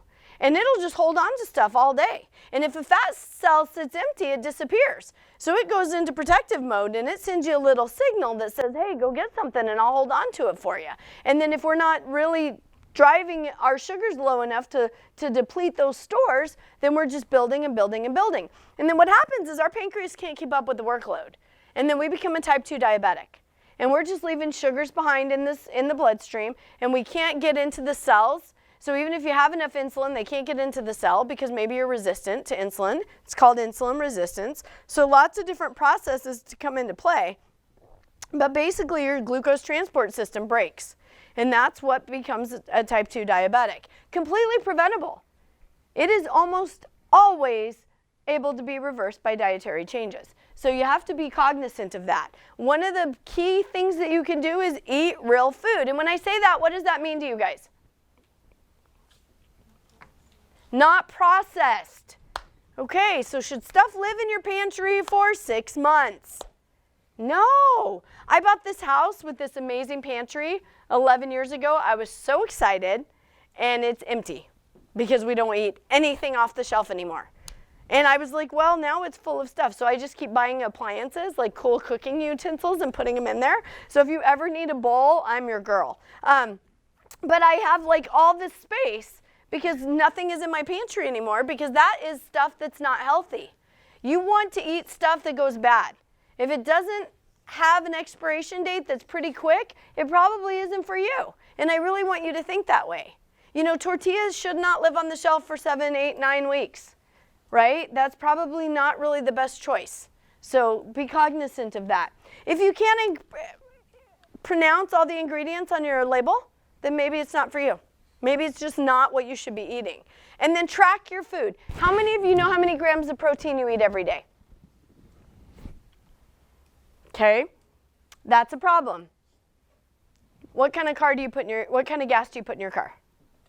Diesel. Okay. Oh, nice. Do you have a big truck? Californians hate big trucks, don't they? Don't they make fun of you when you have a big truck here? Like they say that you're killing the environment? I mean, I don't mind. What? Yeah, that's true. You can tell you're around firefighters because they all have the big trucks. So how long do you plan to keep your vehicle? On time. Okay, like 10 years, 15 years? Okay. Are you good if your body quits running in 15 years? No. But we know more about the cars we drive here and what we fuel them with than we do about our bodies. You get 1 unit for about 80 years, if you're lucky, and we don't know what we're fueling it with. We don't know how many proteins, how many fats, how many carbs. We're doing it wrong. That should be something that you know every day.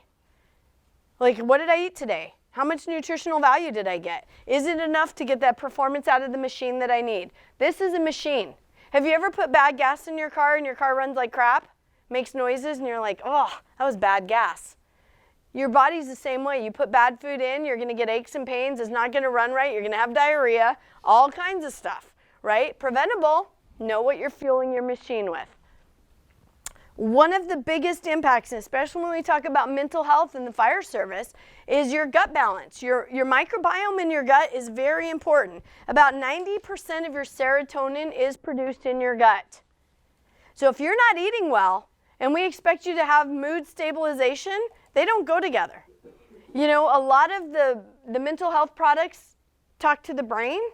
90% of your serotonin's in your gut, which means if you're not eating a well-balanced diet and allowing your gut to replenish, it's just not going to function. So probiotics are very key to that. So taking a probiotic, taking it at night when it has all night long without being interrupted by food or drink is a great way to get that gut microbiome up to play. What happens when you have good serotonin levels? Well, you don't crave food. You don't crave bad food. You have a very high pain tolerance, which is good. And then you get better sleep. What happens when you have low serotonin levels? A lot of irritability, depression, poor sleep habits, poor body temperature regulation, which for you guys is a problem, right? Because you're out in all extremes, high heat, cold, all of it. And then inability to handle pain. The aggressive behavior is a big one, but that happens to people when they're hangry, so I don't always highlight that. Food choices, non-starchy leafy greens. Give me examples of what those are. What did you say? Broccoli. Oh, I swear you said brown rice. I was like, that's not a vegetable. I was really worried about your mental health for a minute. Okay, broccoli, great. Okay, broccoli's got protein, broccoli's got fiber. Broccoli is a win-win. It's excellent vegetable for you, full of like lots of micronutrients, so great. Somebody said kale, spinach, right? Bok choy, Brussels sprouts, which are making a comeback. I can remember when I ate them as a child and they were boiled and I thought that they were the devil in a bowl. They were so gross. And now my kids eat them because I can make them well. My mom was a horrible cook, I guess. I don't know. But yeah, lots of those leafy green vegetables. Tell me about corn. Useless. If you eat it and you poop it out 3 days later and it looks the exact same, has anything good happened? Use it as a tracer. Eat it on a Monday. Make sure you see it by Wednesday or Thursday. You know the pipes are running, right? It's useless. It doesn't have any value. And it's very, not even really have any fiber. So bad for you. And people think that corn and potatoes are the vegetable of the American population. No, neither one of them bring anything to the table, right? So they should not be the vegetable that you consider the mainstay of your household. Proteins. Proteins are so important. And when I put meat up there, people immediately think I mean red meat, and then all the red meat haters get all upset with me. I just mean protein in a meat form. Okay, so chicken, pork, shellfish, fish, beef, I don't care what it is. Protein is the building block for everything you will do in your career. Your muscles, your tendons, your ligaments, all fed by protein. If you are not getting an adequate amount of protein, you will not be able to maintain functional fitness throughout your career, period. That's the law. It will not happen, okay? There will be injuries that you will be prone to for lack of protein intake. The majority of Americans eat about 17% of their daily required protein. Now, I think in the fire service, we do a little bit better than that, but for the general population, protein is one of the first things that goes. Do you guys have any idea why? Expensive, and can you eat it raw? Almost always has to be cooked, and we are the laziest SOBs on the planet, right? We don't want to cook it. If it's not already made for us, then we're not eating it. So what have people like Costco and all those supermarkets done? They've pre-cooked our eggs. So you can buy hard-boiled eggs already made and peeled because we are that lazy. You can buy chicken at Costco that's already cooked and shredded because we're that lazy. So there's zero excuse to not eat healthy anymore because it is everywhere. Healthy fats. Tree nuts, almonds, walnuts, pecans, pistachios, macadamia nuts. Peanuts are actually a legume. They're grown in the ground. They do have a little bit of protein. They do have a little bit of healthy fats, but they do not have the same amount of either protein or healthy fats as the tree nuts do, okay? So you can eat peanuts and peanut butter, but almond butter is just a little step up.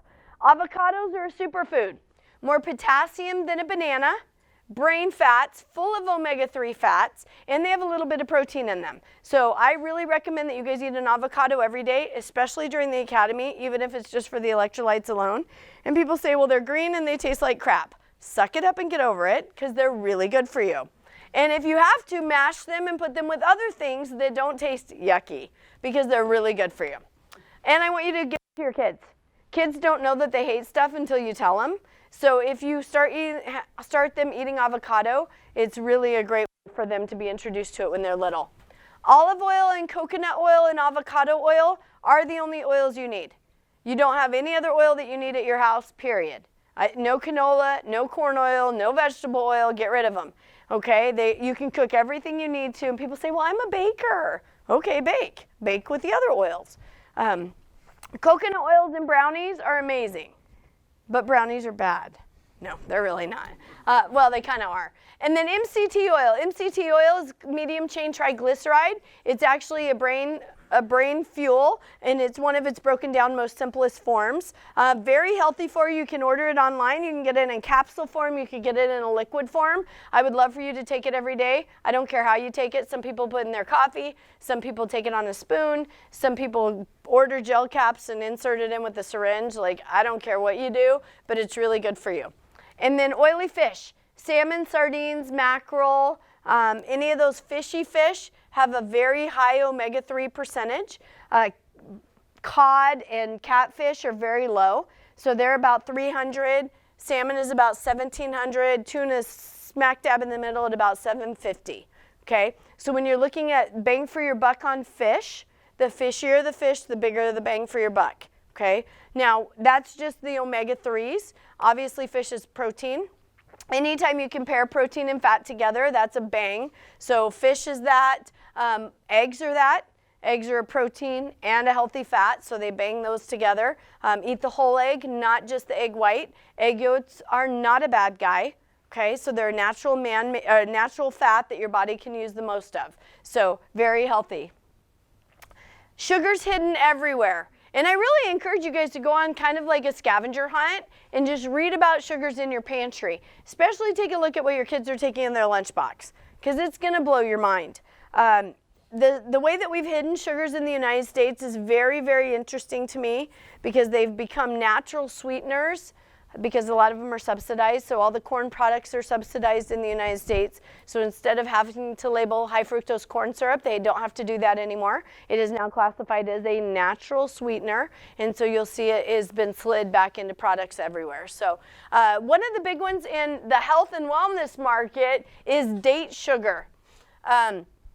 A lot of the protein bars, those no BS bars, the perfect bars that are refrigerated, that are supposed to be all natural and super healthy, are full of date sugars, so they still have about 30 grams of sugar in them. So just read the labels and start paying attention to what's really in products. Layering your meals with proteins, healthy fats, and complex carbs is the perfect way to go. Somebody asked me after this morning, oh, so you're all in for keto. No, I'm not saying eat keto. I'm not saying eat paleo. I'm not saying, I just really want you to be conscientious of how many proteins, how many fats, and how many carbs you're eating. We do eat carbs at about a 10-to-1 ratio in the United States. So for every 10 carbs we get about 1 protein or 1 fat. I do want to balance that out a little. I do eat very low carb, and then I do some intermittent fasting. That is my personal choice. We don't prescribe any type of an eating style at the office. It's really based on what your needs are as a patient, what your labs tell us, and then what you have as resources available to you. But anytime you can pair your food, you're going to get a better result. So instead of just eating an apple by itself and causing that spike in sugars with a subsequent drop when your insulin response happens, what could we do to that apple to make it a little bit better and last a little longer? Yeah, pair it with a peanut butter and almond butter, some cheese, a handful of almonds, a piece of meat. So whenever they serve fruit in Europe, they typically pair it with some olives, with some nuts, with some cheese, and with some meat. And they do that purposefully so that you don't have those crashes subsequently after eating food. So if you can just start layering your food, you're going to see that you'll feel a little bit better.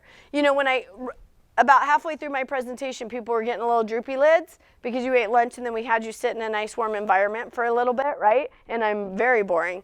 And so then it was like, oh my goodness, that food kicked in. And if we layer it, we're going to have less likely to have those peaks and valleys in our blood sugar. So it'll just make you feel better. Snacks that are high in protein and healthy fat. Give me some examples of those when you're working. Almonds are great. They don't have to be refrigerated. They're portable. You can keep them in the truck for your whole 2 days, and you can eat them straight out of the sleeve so you don't even have to touch them. So they're like a win-win. Okay, what else? Cheese sticks, Greek yogurt, right? Even if you pair some fruit with it, Greek yogurt is 14 grams of protein per serving. It's pretty awesome, right? So that's a layered approach. Hard-boiled eggs, okay? Protein shake. Now what about fruit in your protein shake? Yes. What about bananas? Are you a banana guy? Okay, 34 grams of sugar in a medium ripe banana. How many Mountain Dews would you put in your protein shake? None. Why? Because why would you put that much sugar in a protein shake, right? So bananas are kind of a loss leader. Okay, they don't have a lot going for them. They bring in a little bit of the electrolyte mix, but they don't have any protein, they don't have any fat. So bananas are about 34 grams of sugar in a medium or ripe banana. And Mountain Dew has 30. So like you're still more than a Mountain Dew. And so that's one of those things that it would be fine if you pair it with the protein. If you're making a smoothie and not putting in protein, then you just have a bunch of sugar. But if you're pairing it with a protein powder and maybe some fat, you're in a much better shape because then those sugars are paired with a longer acting agent. Okay?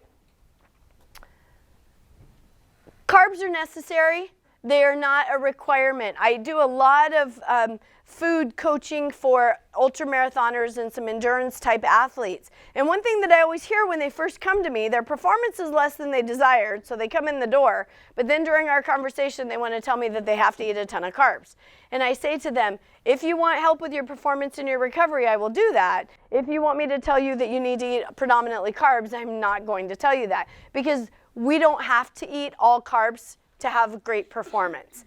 In fact, if we eat a better balanced diet, you'll see that your performance and your recovery actually improves. So people are very stuck on carbohydrate-driven mentality when it comes to physical activity. And in fact, I was an athlete, my husband was a competitive cyclist, and I always say to him, if I knew then what I know now, like, we could have been rock stars. Instead, we were just kind of mediocre because we didn't have great recovery. And part of that, I think, was dietarily driven. So really important to know what you're getting from the food that you're eating. There's B12 and lots of B vitamin complexes and proteins. And so when people are really tired and they're starting to get that lull in the afternoon, a lot of times we grab for a caffeinated beverage or we grab from a sugar snack. And what I really want you to think about is maybe grab something with a little bit more protein and see if those B complexes start to help build you up, as well as pairing it with some sugar if you need that. Skip the sodas, sugary juices, coffee. A 24-ounce bottle of Tropicana orange juice has 68 grams of sugar. So we drink orange juice with our pancakes. So we're having sugar with our sugar. So just be cognizant of that. Drink it at least with champagne. No, I'm just kidding. Or vodka. No. But something different, like take a look at what you're eating that with. If you're having a sugary beverage, you can't have just a carbohydrate snack. So don't go to Starbucks and get a sugared coffee and pound cake. Like, right? You might as well just sit down and drink a bag of sugar. We typically start our day in the United States with some sort of a sugary beverage, a coffee or a tea or an energy drink, and then we go and have some sort of a breakfast, waffles, pancakes, cereal, bagels, right? And then we go right into lunch, and lunch is often a sandwich, a pizza, something along those lines. And there's a lot of ways that we can eliminate some of those extraneous sugars from our dietary patterns. Anything that we eat with a wrapper, so if you're putting if it's coming to you in a bun, if it's coming to you in a tortilla, if it's coming to you in bread, those are some of those extraneous sugars that we really just don't need to have.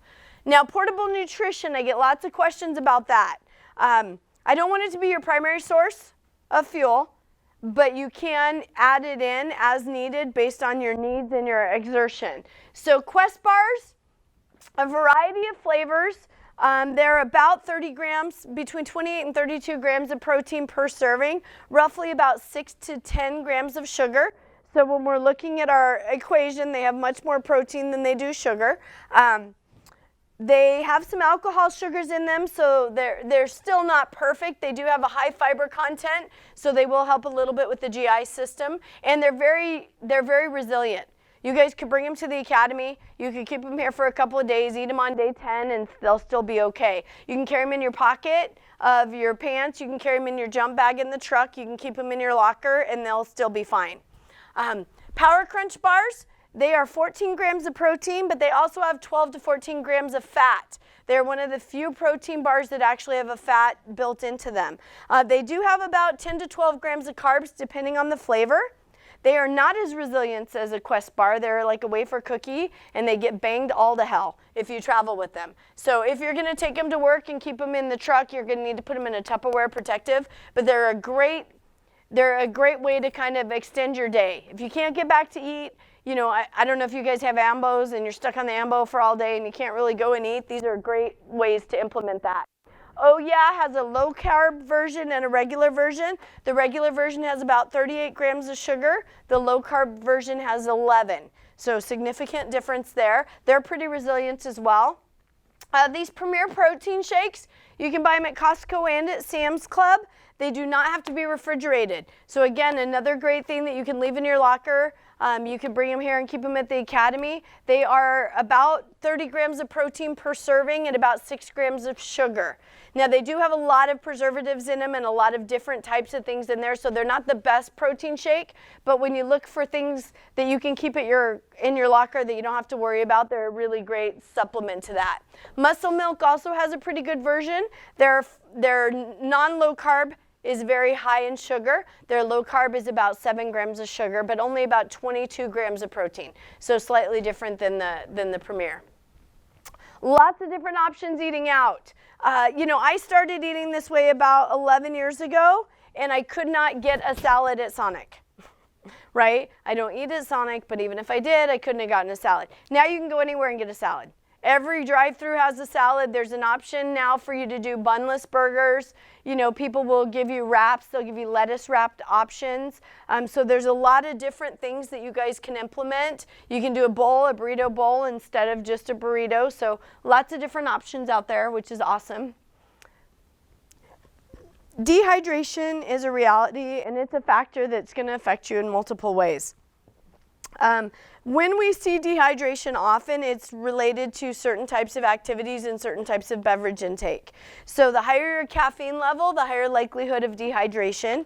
The higher your physical activity, the higher the risk of dehydration. So the more you're working out, the more your water intake should be. Gatorade is not a solution to that. Okay, Gatorade is a high sugar environment, and it will help pull fluid from the cells, which is what we don't want. So those sugary beverages are not a great replacement. G2 is a little bit better, and the Powerade Zero are a little bit better, but really water. And then they said you guys have access to Drip Drop. I would really, and I don't know if this is possible, and I should have asked Coach about that. Can they take it home and do it at night before the Drip Drop, or is it only here? Right now it's only here. Okay, something I want you guys to think about. You really need to start drinking the day before. So on Sunday, you really need to be hydrating for Monday. And if we're waiting until Monday morning, we're really behind the 8 ball. And in fact, a lot of places will say that 36 to 48 hours is when you need to start hydrating. And I know that this is a very heavy workload environment when you're in the academy. So when you're drinking on the weekends, you need to drink double what you would really think that you need to, just to make sure that you're hydrating, especially if you're drinking alcohol. If you're drinking alcohol, it increases your risk of dehydration, and so you need to make up for that. If you're doing yard work, you need to increase your drinking level, okay? It can't be what it normally would be because you're exerting yourself outside. So please make sure that hydration is important. The other thing is that when they did a study at the Illinois State Fire Academy, and they found out that there's a reduction in plasma volume just from being turned out, and that is because of the weight of all of that. So if you come into work dehydrated and then we put you in the burn tower, we are actually decreasing your plasma volume by a minimum of 15%. And so then we start to see platelet aggregations and coagulopathies. So we really need to increase that hydration. What color should you be peeing? Clear. If you wake up, and this is the thing, as we always talk about what you're peeing throughout the day, what are you peeing when you wake up? If you're not peeing like a Coors Light or an Amber Ale, then we have a problem. You don't want to pee Guinness ever, okay? And you really don't want to pee even like a Samuel Adams, okay? That's a little too dark. You really want to stay in kind of the Amstel Light area, and that's where you ought to live.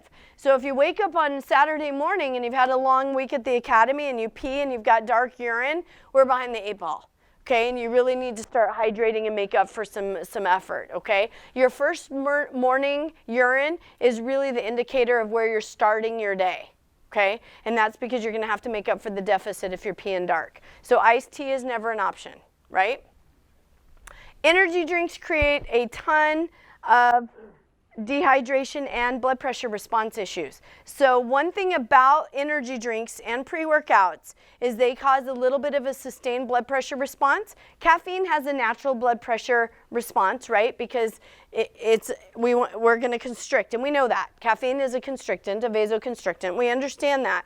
But what happens with the caffeine that's natural is your body burns it down, breaks through it, and then your blood pressure falls naturally. When you're taking one of these with their proprietary blend and additives, we don't know what it is that's creating that sustained blood pressure response, but you're not returning to baseline in a timely manner. And in fact, to such an extent that they're pulling them off the market in Europe because they're creating such a negative environment. Make sure you're reading your labels. Take a look at juice. A lot of people think that they're getting smoothies and those juices and nectar juices. I went to do you guys have nectar here? Okay, I went there the other day and I said, okay, I want a drink, but I don't want it to be full of sugar. And so they gave me all the counts, and there wasn't any of them that had less than 30 grams of sugar in any of them. And I was like, well, can you do something different? She's like, I can, but it's going to taste horrible. And I was like, well, that's probably true, because if you put in grass and broccoli and wheatgrass and kale and alfalfa root, it's going to taste like butt, right? Like, that's gross. And then how do we make it taste better? What are we going to add in? Sugar. But we can't put in regular sugar because this is 100% natural. So what are we going to put in? Fruit. Kiwi, banana, apple juice, grape or puree, peach puree, right? So all of that is going to increase it, because think about it. It's green. It's thick. It smells like gross. And it's expensive. So to make it taste good, they have to somehow make it taste good, and they do that by adding in a ton of sugar. So the only part of a carbohydrate that doesn't turn directly to sugar is the fiber. So it says that there's only 28 grams of sugar, but there's no fiber. So how many grams of sugar is there really? 33. And 33 grams of sugar is a crap ton. And so if you're drinking 2 or 3 servings of this a day, because that's 1 8-ounce glass. And so those smoothies and those juice cleanses that you're getting, they're very predominantly full of sugar. So just be cognizant of that. The other big problem is the workout drinks. The pre-workouts are the devil.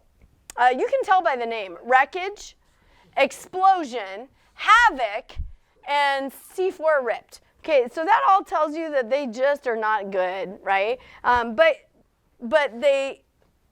somebody told me is super cheap at Costco. I confiscate these from the firehouses probably on a monthly basis because they're total garbage, and I really don't want you guys drinking them. The best pre-workout is coffee. It's a natural caffeine. Your body's going to metabolize it and break it down in a normal time frame. It's still got a vasoconstrictive power, and it's much better for you because it is a natural product. So please try not to use these. And if the girls bring them with the cute low-cut blouses, just like say thank you very much and then don't use them.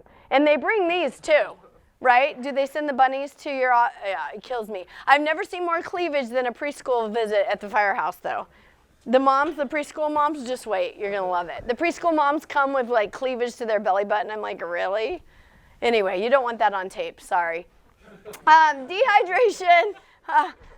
Some of the studies have shown that that stroke volume decreases with dehydration when you're in your workout setting, which is really important because we don't want a decrease in stroke volume. You're supposed to maintain your ability to stand upright and work hard, and when we have a decrease in stroke volume because of dehydration, it creates a problem. So, and once again, you're probably dehydrated before you even begin your activity. So that's why that pre-drinking is so important, and not alcohol. Pre-drinking of fluids.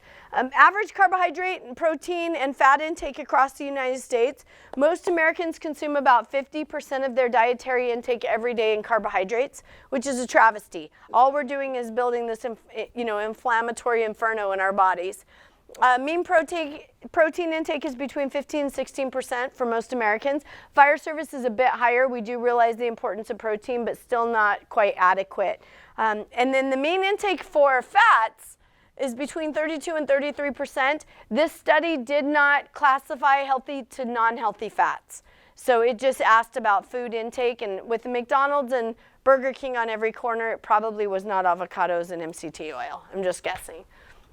I hear all the time it's too expensive to eat healthy. It's too expensive to go to the gym. It's, I can't do all these. Well, my supplements, I take 14 supplements a day, which is a lot, I know. And I probably spend about $100 a month in supplements. And people are like, well, that's a ridiculous amount. I am over 50 and I'm on no meds. So I'm willing to spend that because I don't want to be sick and old. And that's the bottom line. What do you want to feel like as you age? You can be healthy and feel good, or you can be sick and old with money. And hopefully you'll still have money when you're old. But I'm just saying, realize that cost outlay doesn't always seem as bad when you realize the benefits. Being sick costs money. You guys run on them all the time, and if you haven't yet, you will. You're going to run on people who live in great houses and they are walking train wrecks. and they call you at 2 a.m. to help lift them off the bathroom floor when they're naked. So that's always great. Cardiovascular disease costs the department upwards somewhere between $80,000 and $400,000. So it doesn't save the department money to have a sick work environment either. So some of the cost outlay has to come on both ends. What should we do? What should we be talking about? What should we be educating about? And these are the big ones. We talked about them in the beginning, and I'll talk about them again. Cancer I'm going to talk a little bit about because people always ask me, what about cancer testing? What cancer testing should I get? I want to know about cancer testing. And we have been looking at cancer testing products for years.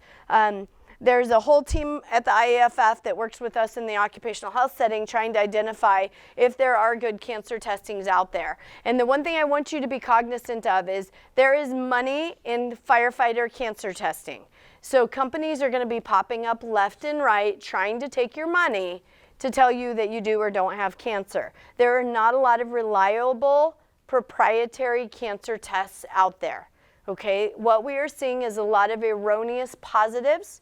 Not necessarily false positives, but they will find something that then you have to spend a ton of money trying to find out what it really is. And a lot of times they're not what they say they are, especially the body scans. A lot of people have cysts in their liver or in their kidneys that turn out to be nothing. They have little hemangiomas on their liver or little varicosities on their liver that turn out to be nothing. But when we scan it, it looks like cancer, and then you think it's cancer, and then you go see 7 specialists and get 3 CAT scans and this, and then $1,000 later and 2 months of complete stress, we find out, hey, you have a hemangioma on your liver. And so there's a lot to be said for serial testing and watchful waiting. I know it's hard. We diagnosed 2 cancers in the last 10 days during physicals. It's not something that we want to do. It's real, but you don't need to go in and have a bunch of ancillary tests done. And I'll give you an example. We had a guy that had an abnormal PSA, which is a prostate-specific antigen. It's an early prostate cancer indicator. It's a blood test. There are lots of things that can make it positive. Sexual activity, riding a bike, certain types of workouts can make it falsely elevated. And so he had it found, when his department went to a different company for physicals, had a false positive or a positive, went to a urologist. The urologist took him straight in for a biopsy. And when he was in there for the biopsy, he nicked his nerve bundle, which means now he's incontinent. And so he had 1 abnormal test, and the urologist could have ordered subsequent tests and cost the member, the patient maybe $150, right, out of copays. But the urologist doesn't make any money doing that. The urologist made $4,800 to take him to biopsy. And so what was the motivation to that physician to watchful wait? So now he's walking around wearing a diaper until hopefully his nerve will repair and he'll be able to not have that as a problem. So there's a lot to be said for just waiting. And I know it's hard. I promise I do. I have a husband who, if I thought he had cancer, I'd be a maniac, right? But there's a lot to be said to just kind of waiting and see what comes out of the wash. People are going to try to make money on you guys left and right because you're a healthy demographic, but we've scared the hell out of you. And so you're ripe for the picking. And so just be very educated before you go in for anything. Any type of a test, educate yourself, do some background, do some reading, call people. We have a lot of people that's entire job is firefighter cancer. There's a cohort group of us, firefighter cancer cohort group, and we're a council that meets, and we know a lot about cancer in the fire service. The IAFF has people that specialize in firefighter health and wellness. Dr. Virginia Weaver will talk to you at any time. So if you have something you're concerned about, please do some information finding and be really very well versed in what's happening instead of just jumping in. What you need to be cognizant of is what's out there to help you. You guys have a health and wellness coordinator. Coach is here. That's his whole job. That's amazing. I have departments that are close to your size that don't have that. And they've got just people trying to figure it out. You guys have a built-in resource. You need to utilize him, and you need to use him for projects. And hey, I want to do this. Tell me how we can do that. And then let's everybody try to get involved. There's a lot of great things that happen. Peer fitness trainers. If you guys have resources internally, use them. If you think that you're not where you need to be cardiovascularly, let's get some work done. Let's get a group of people together and start working out and doing it the right way. Make sure you're taking advantage of what equipment you have. My group in Massachusetts, they have 4 stations, only one of them has workout equipment. It's 2020, and only one of them has workout equipment. And it's in the basement, and it was 19 degrees. So it's not even warm enough to work out in the basement. So the fact that you guys have all that you have, take advantage of it. Use it. Make sure that it helps create a longevity profile for you. Again, most common underlying pathological reason for sudden cardiac death in the younger group, okay, was coronary heart disease paired with cardiomegaly, or that enlarged heart.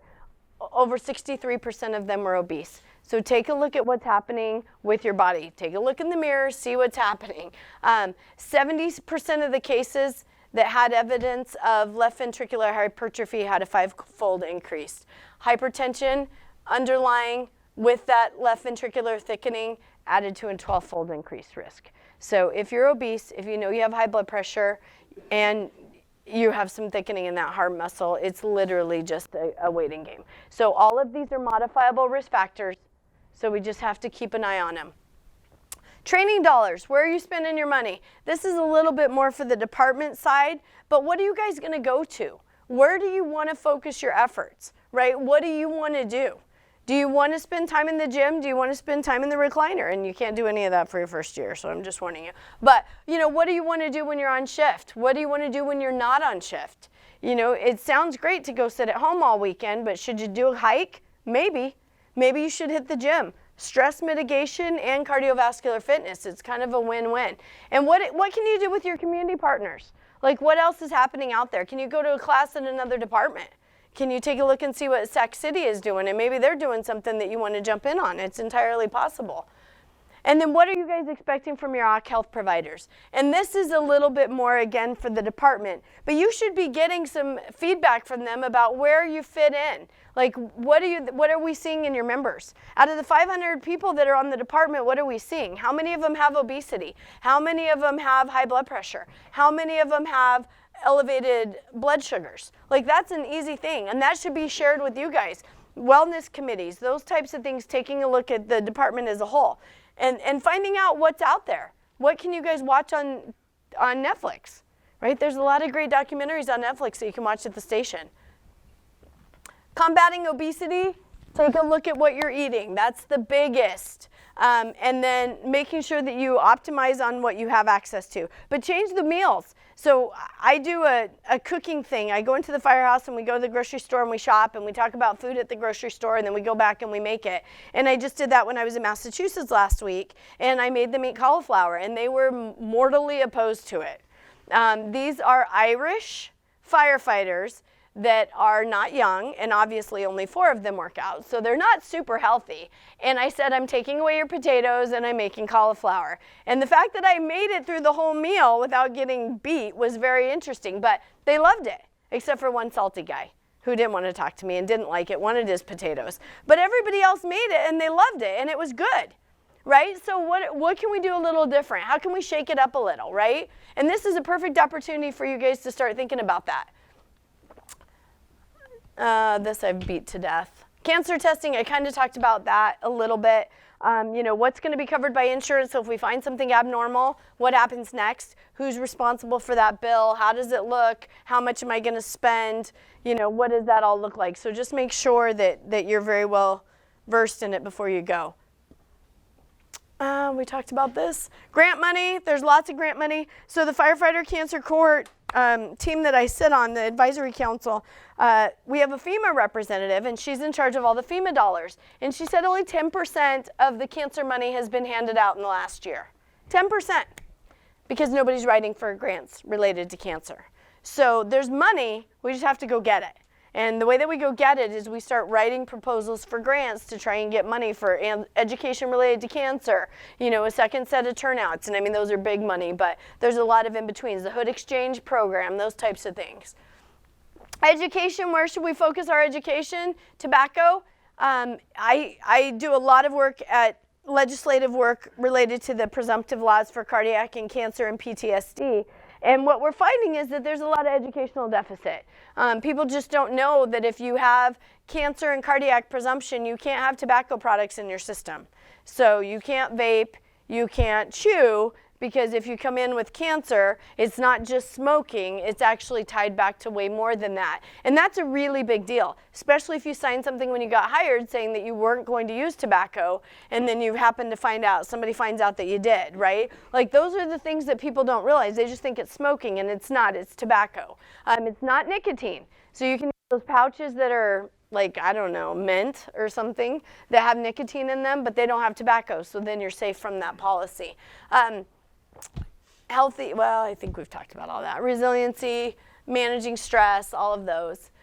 What you need to ask for when you go to the doctor, remember, you're going to interview your doctor. You're going to interview your doctor. You're going to find one that you like. One of the key questions that you need to ask is, how long do I get on my first appointment? Do you guys know the average amount of face time you get with your primary care doctor in the United States? 6. Yeah, they schedule 10 patients an hour. So in 6 minutes, I'm supposed to learn all about you. And they don't take, like interviewing classes, right? So they're not like the cops. They don't get a forensic interview class. And so I'm supposed to find out about all your concerns, all your goals, and all your educational deficits in 6 minutes. So you want to find a doctor that's not seeing 10 patients an hour. And you need a little bit more time with them. 20 to 30 minutes is ideal. And I know it's hard. There are great doctors out there. Your job is to find one. Because there's some doctors out there that are stuck on the hamster wheel and they can't get off. And whoever their boss is making them send 10 patients an hour, and they're just trying to keep up. So your job is to find one that's tried to break out of that realm and has tried to make it a little bit better. They should talk to you about food. They should talk to you about stress. They should talk to you about sleep. At least every annual medical. If you go for strep throat, you don't need to answer those questions. But every year that you're there for your wellness, that needs to be what you talk about. They also need to do body measurements. They need to do waist and hip, as well as a body fat percentage. Tape measure costs about 68 cents. So if they're not doing it, that's because they're lazy. Because it's the right thing to do. We need to identify that adiposity and see if you meet those metabolic risk calculators. So very important. Identifying the risk factors and then trying to figure out how you're going to combat them. That's the biggest one. Really about 86% of the MIs that happen from plaque burdens that are lower than 70%. So you're not even having significant occlusive disease, but you still have an opportunity for a plaque rupture. Find somebody that focuses on the stuff that's not visually apparent, right? They need to ask those questions, and then you guys need to be honest in your answers. Yeah, I'm not sleeping good. I'm tired all the time. I don't feel good, and I don't know what's going on. Don't go in and say, yep, I'm good. We were talking earlier, and somebody said that, one of the things with their physical, they say, you good? Yep, I'm good. Can you lift your arms up? Yep. Can you bend your knees? Yep. And that was the physical. Like, how the hell is that okay? Right? That's not going to tell me anything about you, and then you need to be honest. No, hey, that hurts, right? Doesn't mean that you're going to be taken off the truck. It just means that we need to figure out what's going on. Same thing, just because you're having shortness of breath with exercise doesn't mean you have heart disease. It means that we got to figure out what's going on. It could be asthma. It could be something simple, right? We just got to figure it out. You guys have to be the driver of that bus. It is up to you. If you don't make wellness a priority, you're not going to wake up one day and somebody says, you know what, today is your day. We're going to focus everything on you today. Whatever you want to do, your wellness day. This is your day today. It's not going to happen. So you have to say, I'm going to make wellness a priority. I'm going to make myself go to the doctor, and I'm going to make my appointment. I'm going to keep it, and I'm going to go. Even if overtime happens, I'm going to go. So you have to make it a priority, okay? And be educated. Do not go into the doctor as just a pawn in the game of chess. You need to have some ideas of what you're looking for. You need to have an idea of what your goals are, and you need to be vocal about it. And again, shop for healthcare. Find a doctor who understands what you need to have done. Okay, because they have 1, maybe 2 firemen out of about 800 patients. So their knowledge is going to not be there, and it's your job to help make them aware. There's actually some paperwork that you can take into the primary care doctor. I'm going to get it to Coach. The International Association of Fire Chiefs and the IAFF came together and created a guidance document for primary care visits. Very helpful. It helps him identify some of the extra stuff that you guys need, and so I'll make sure that I get that to him.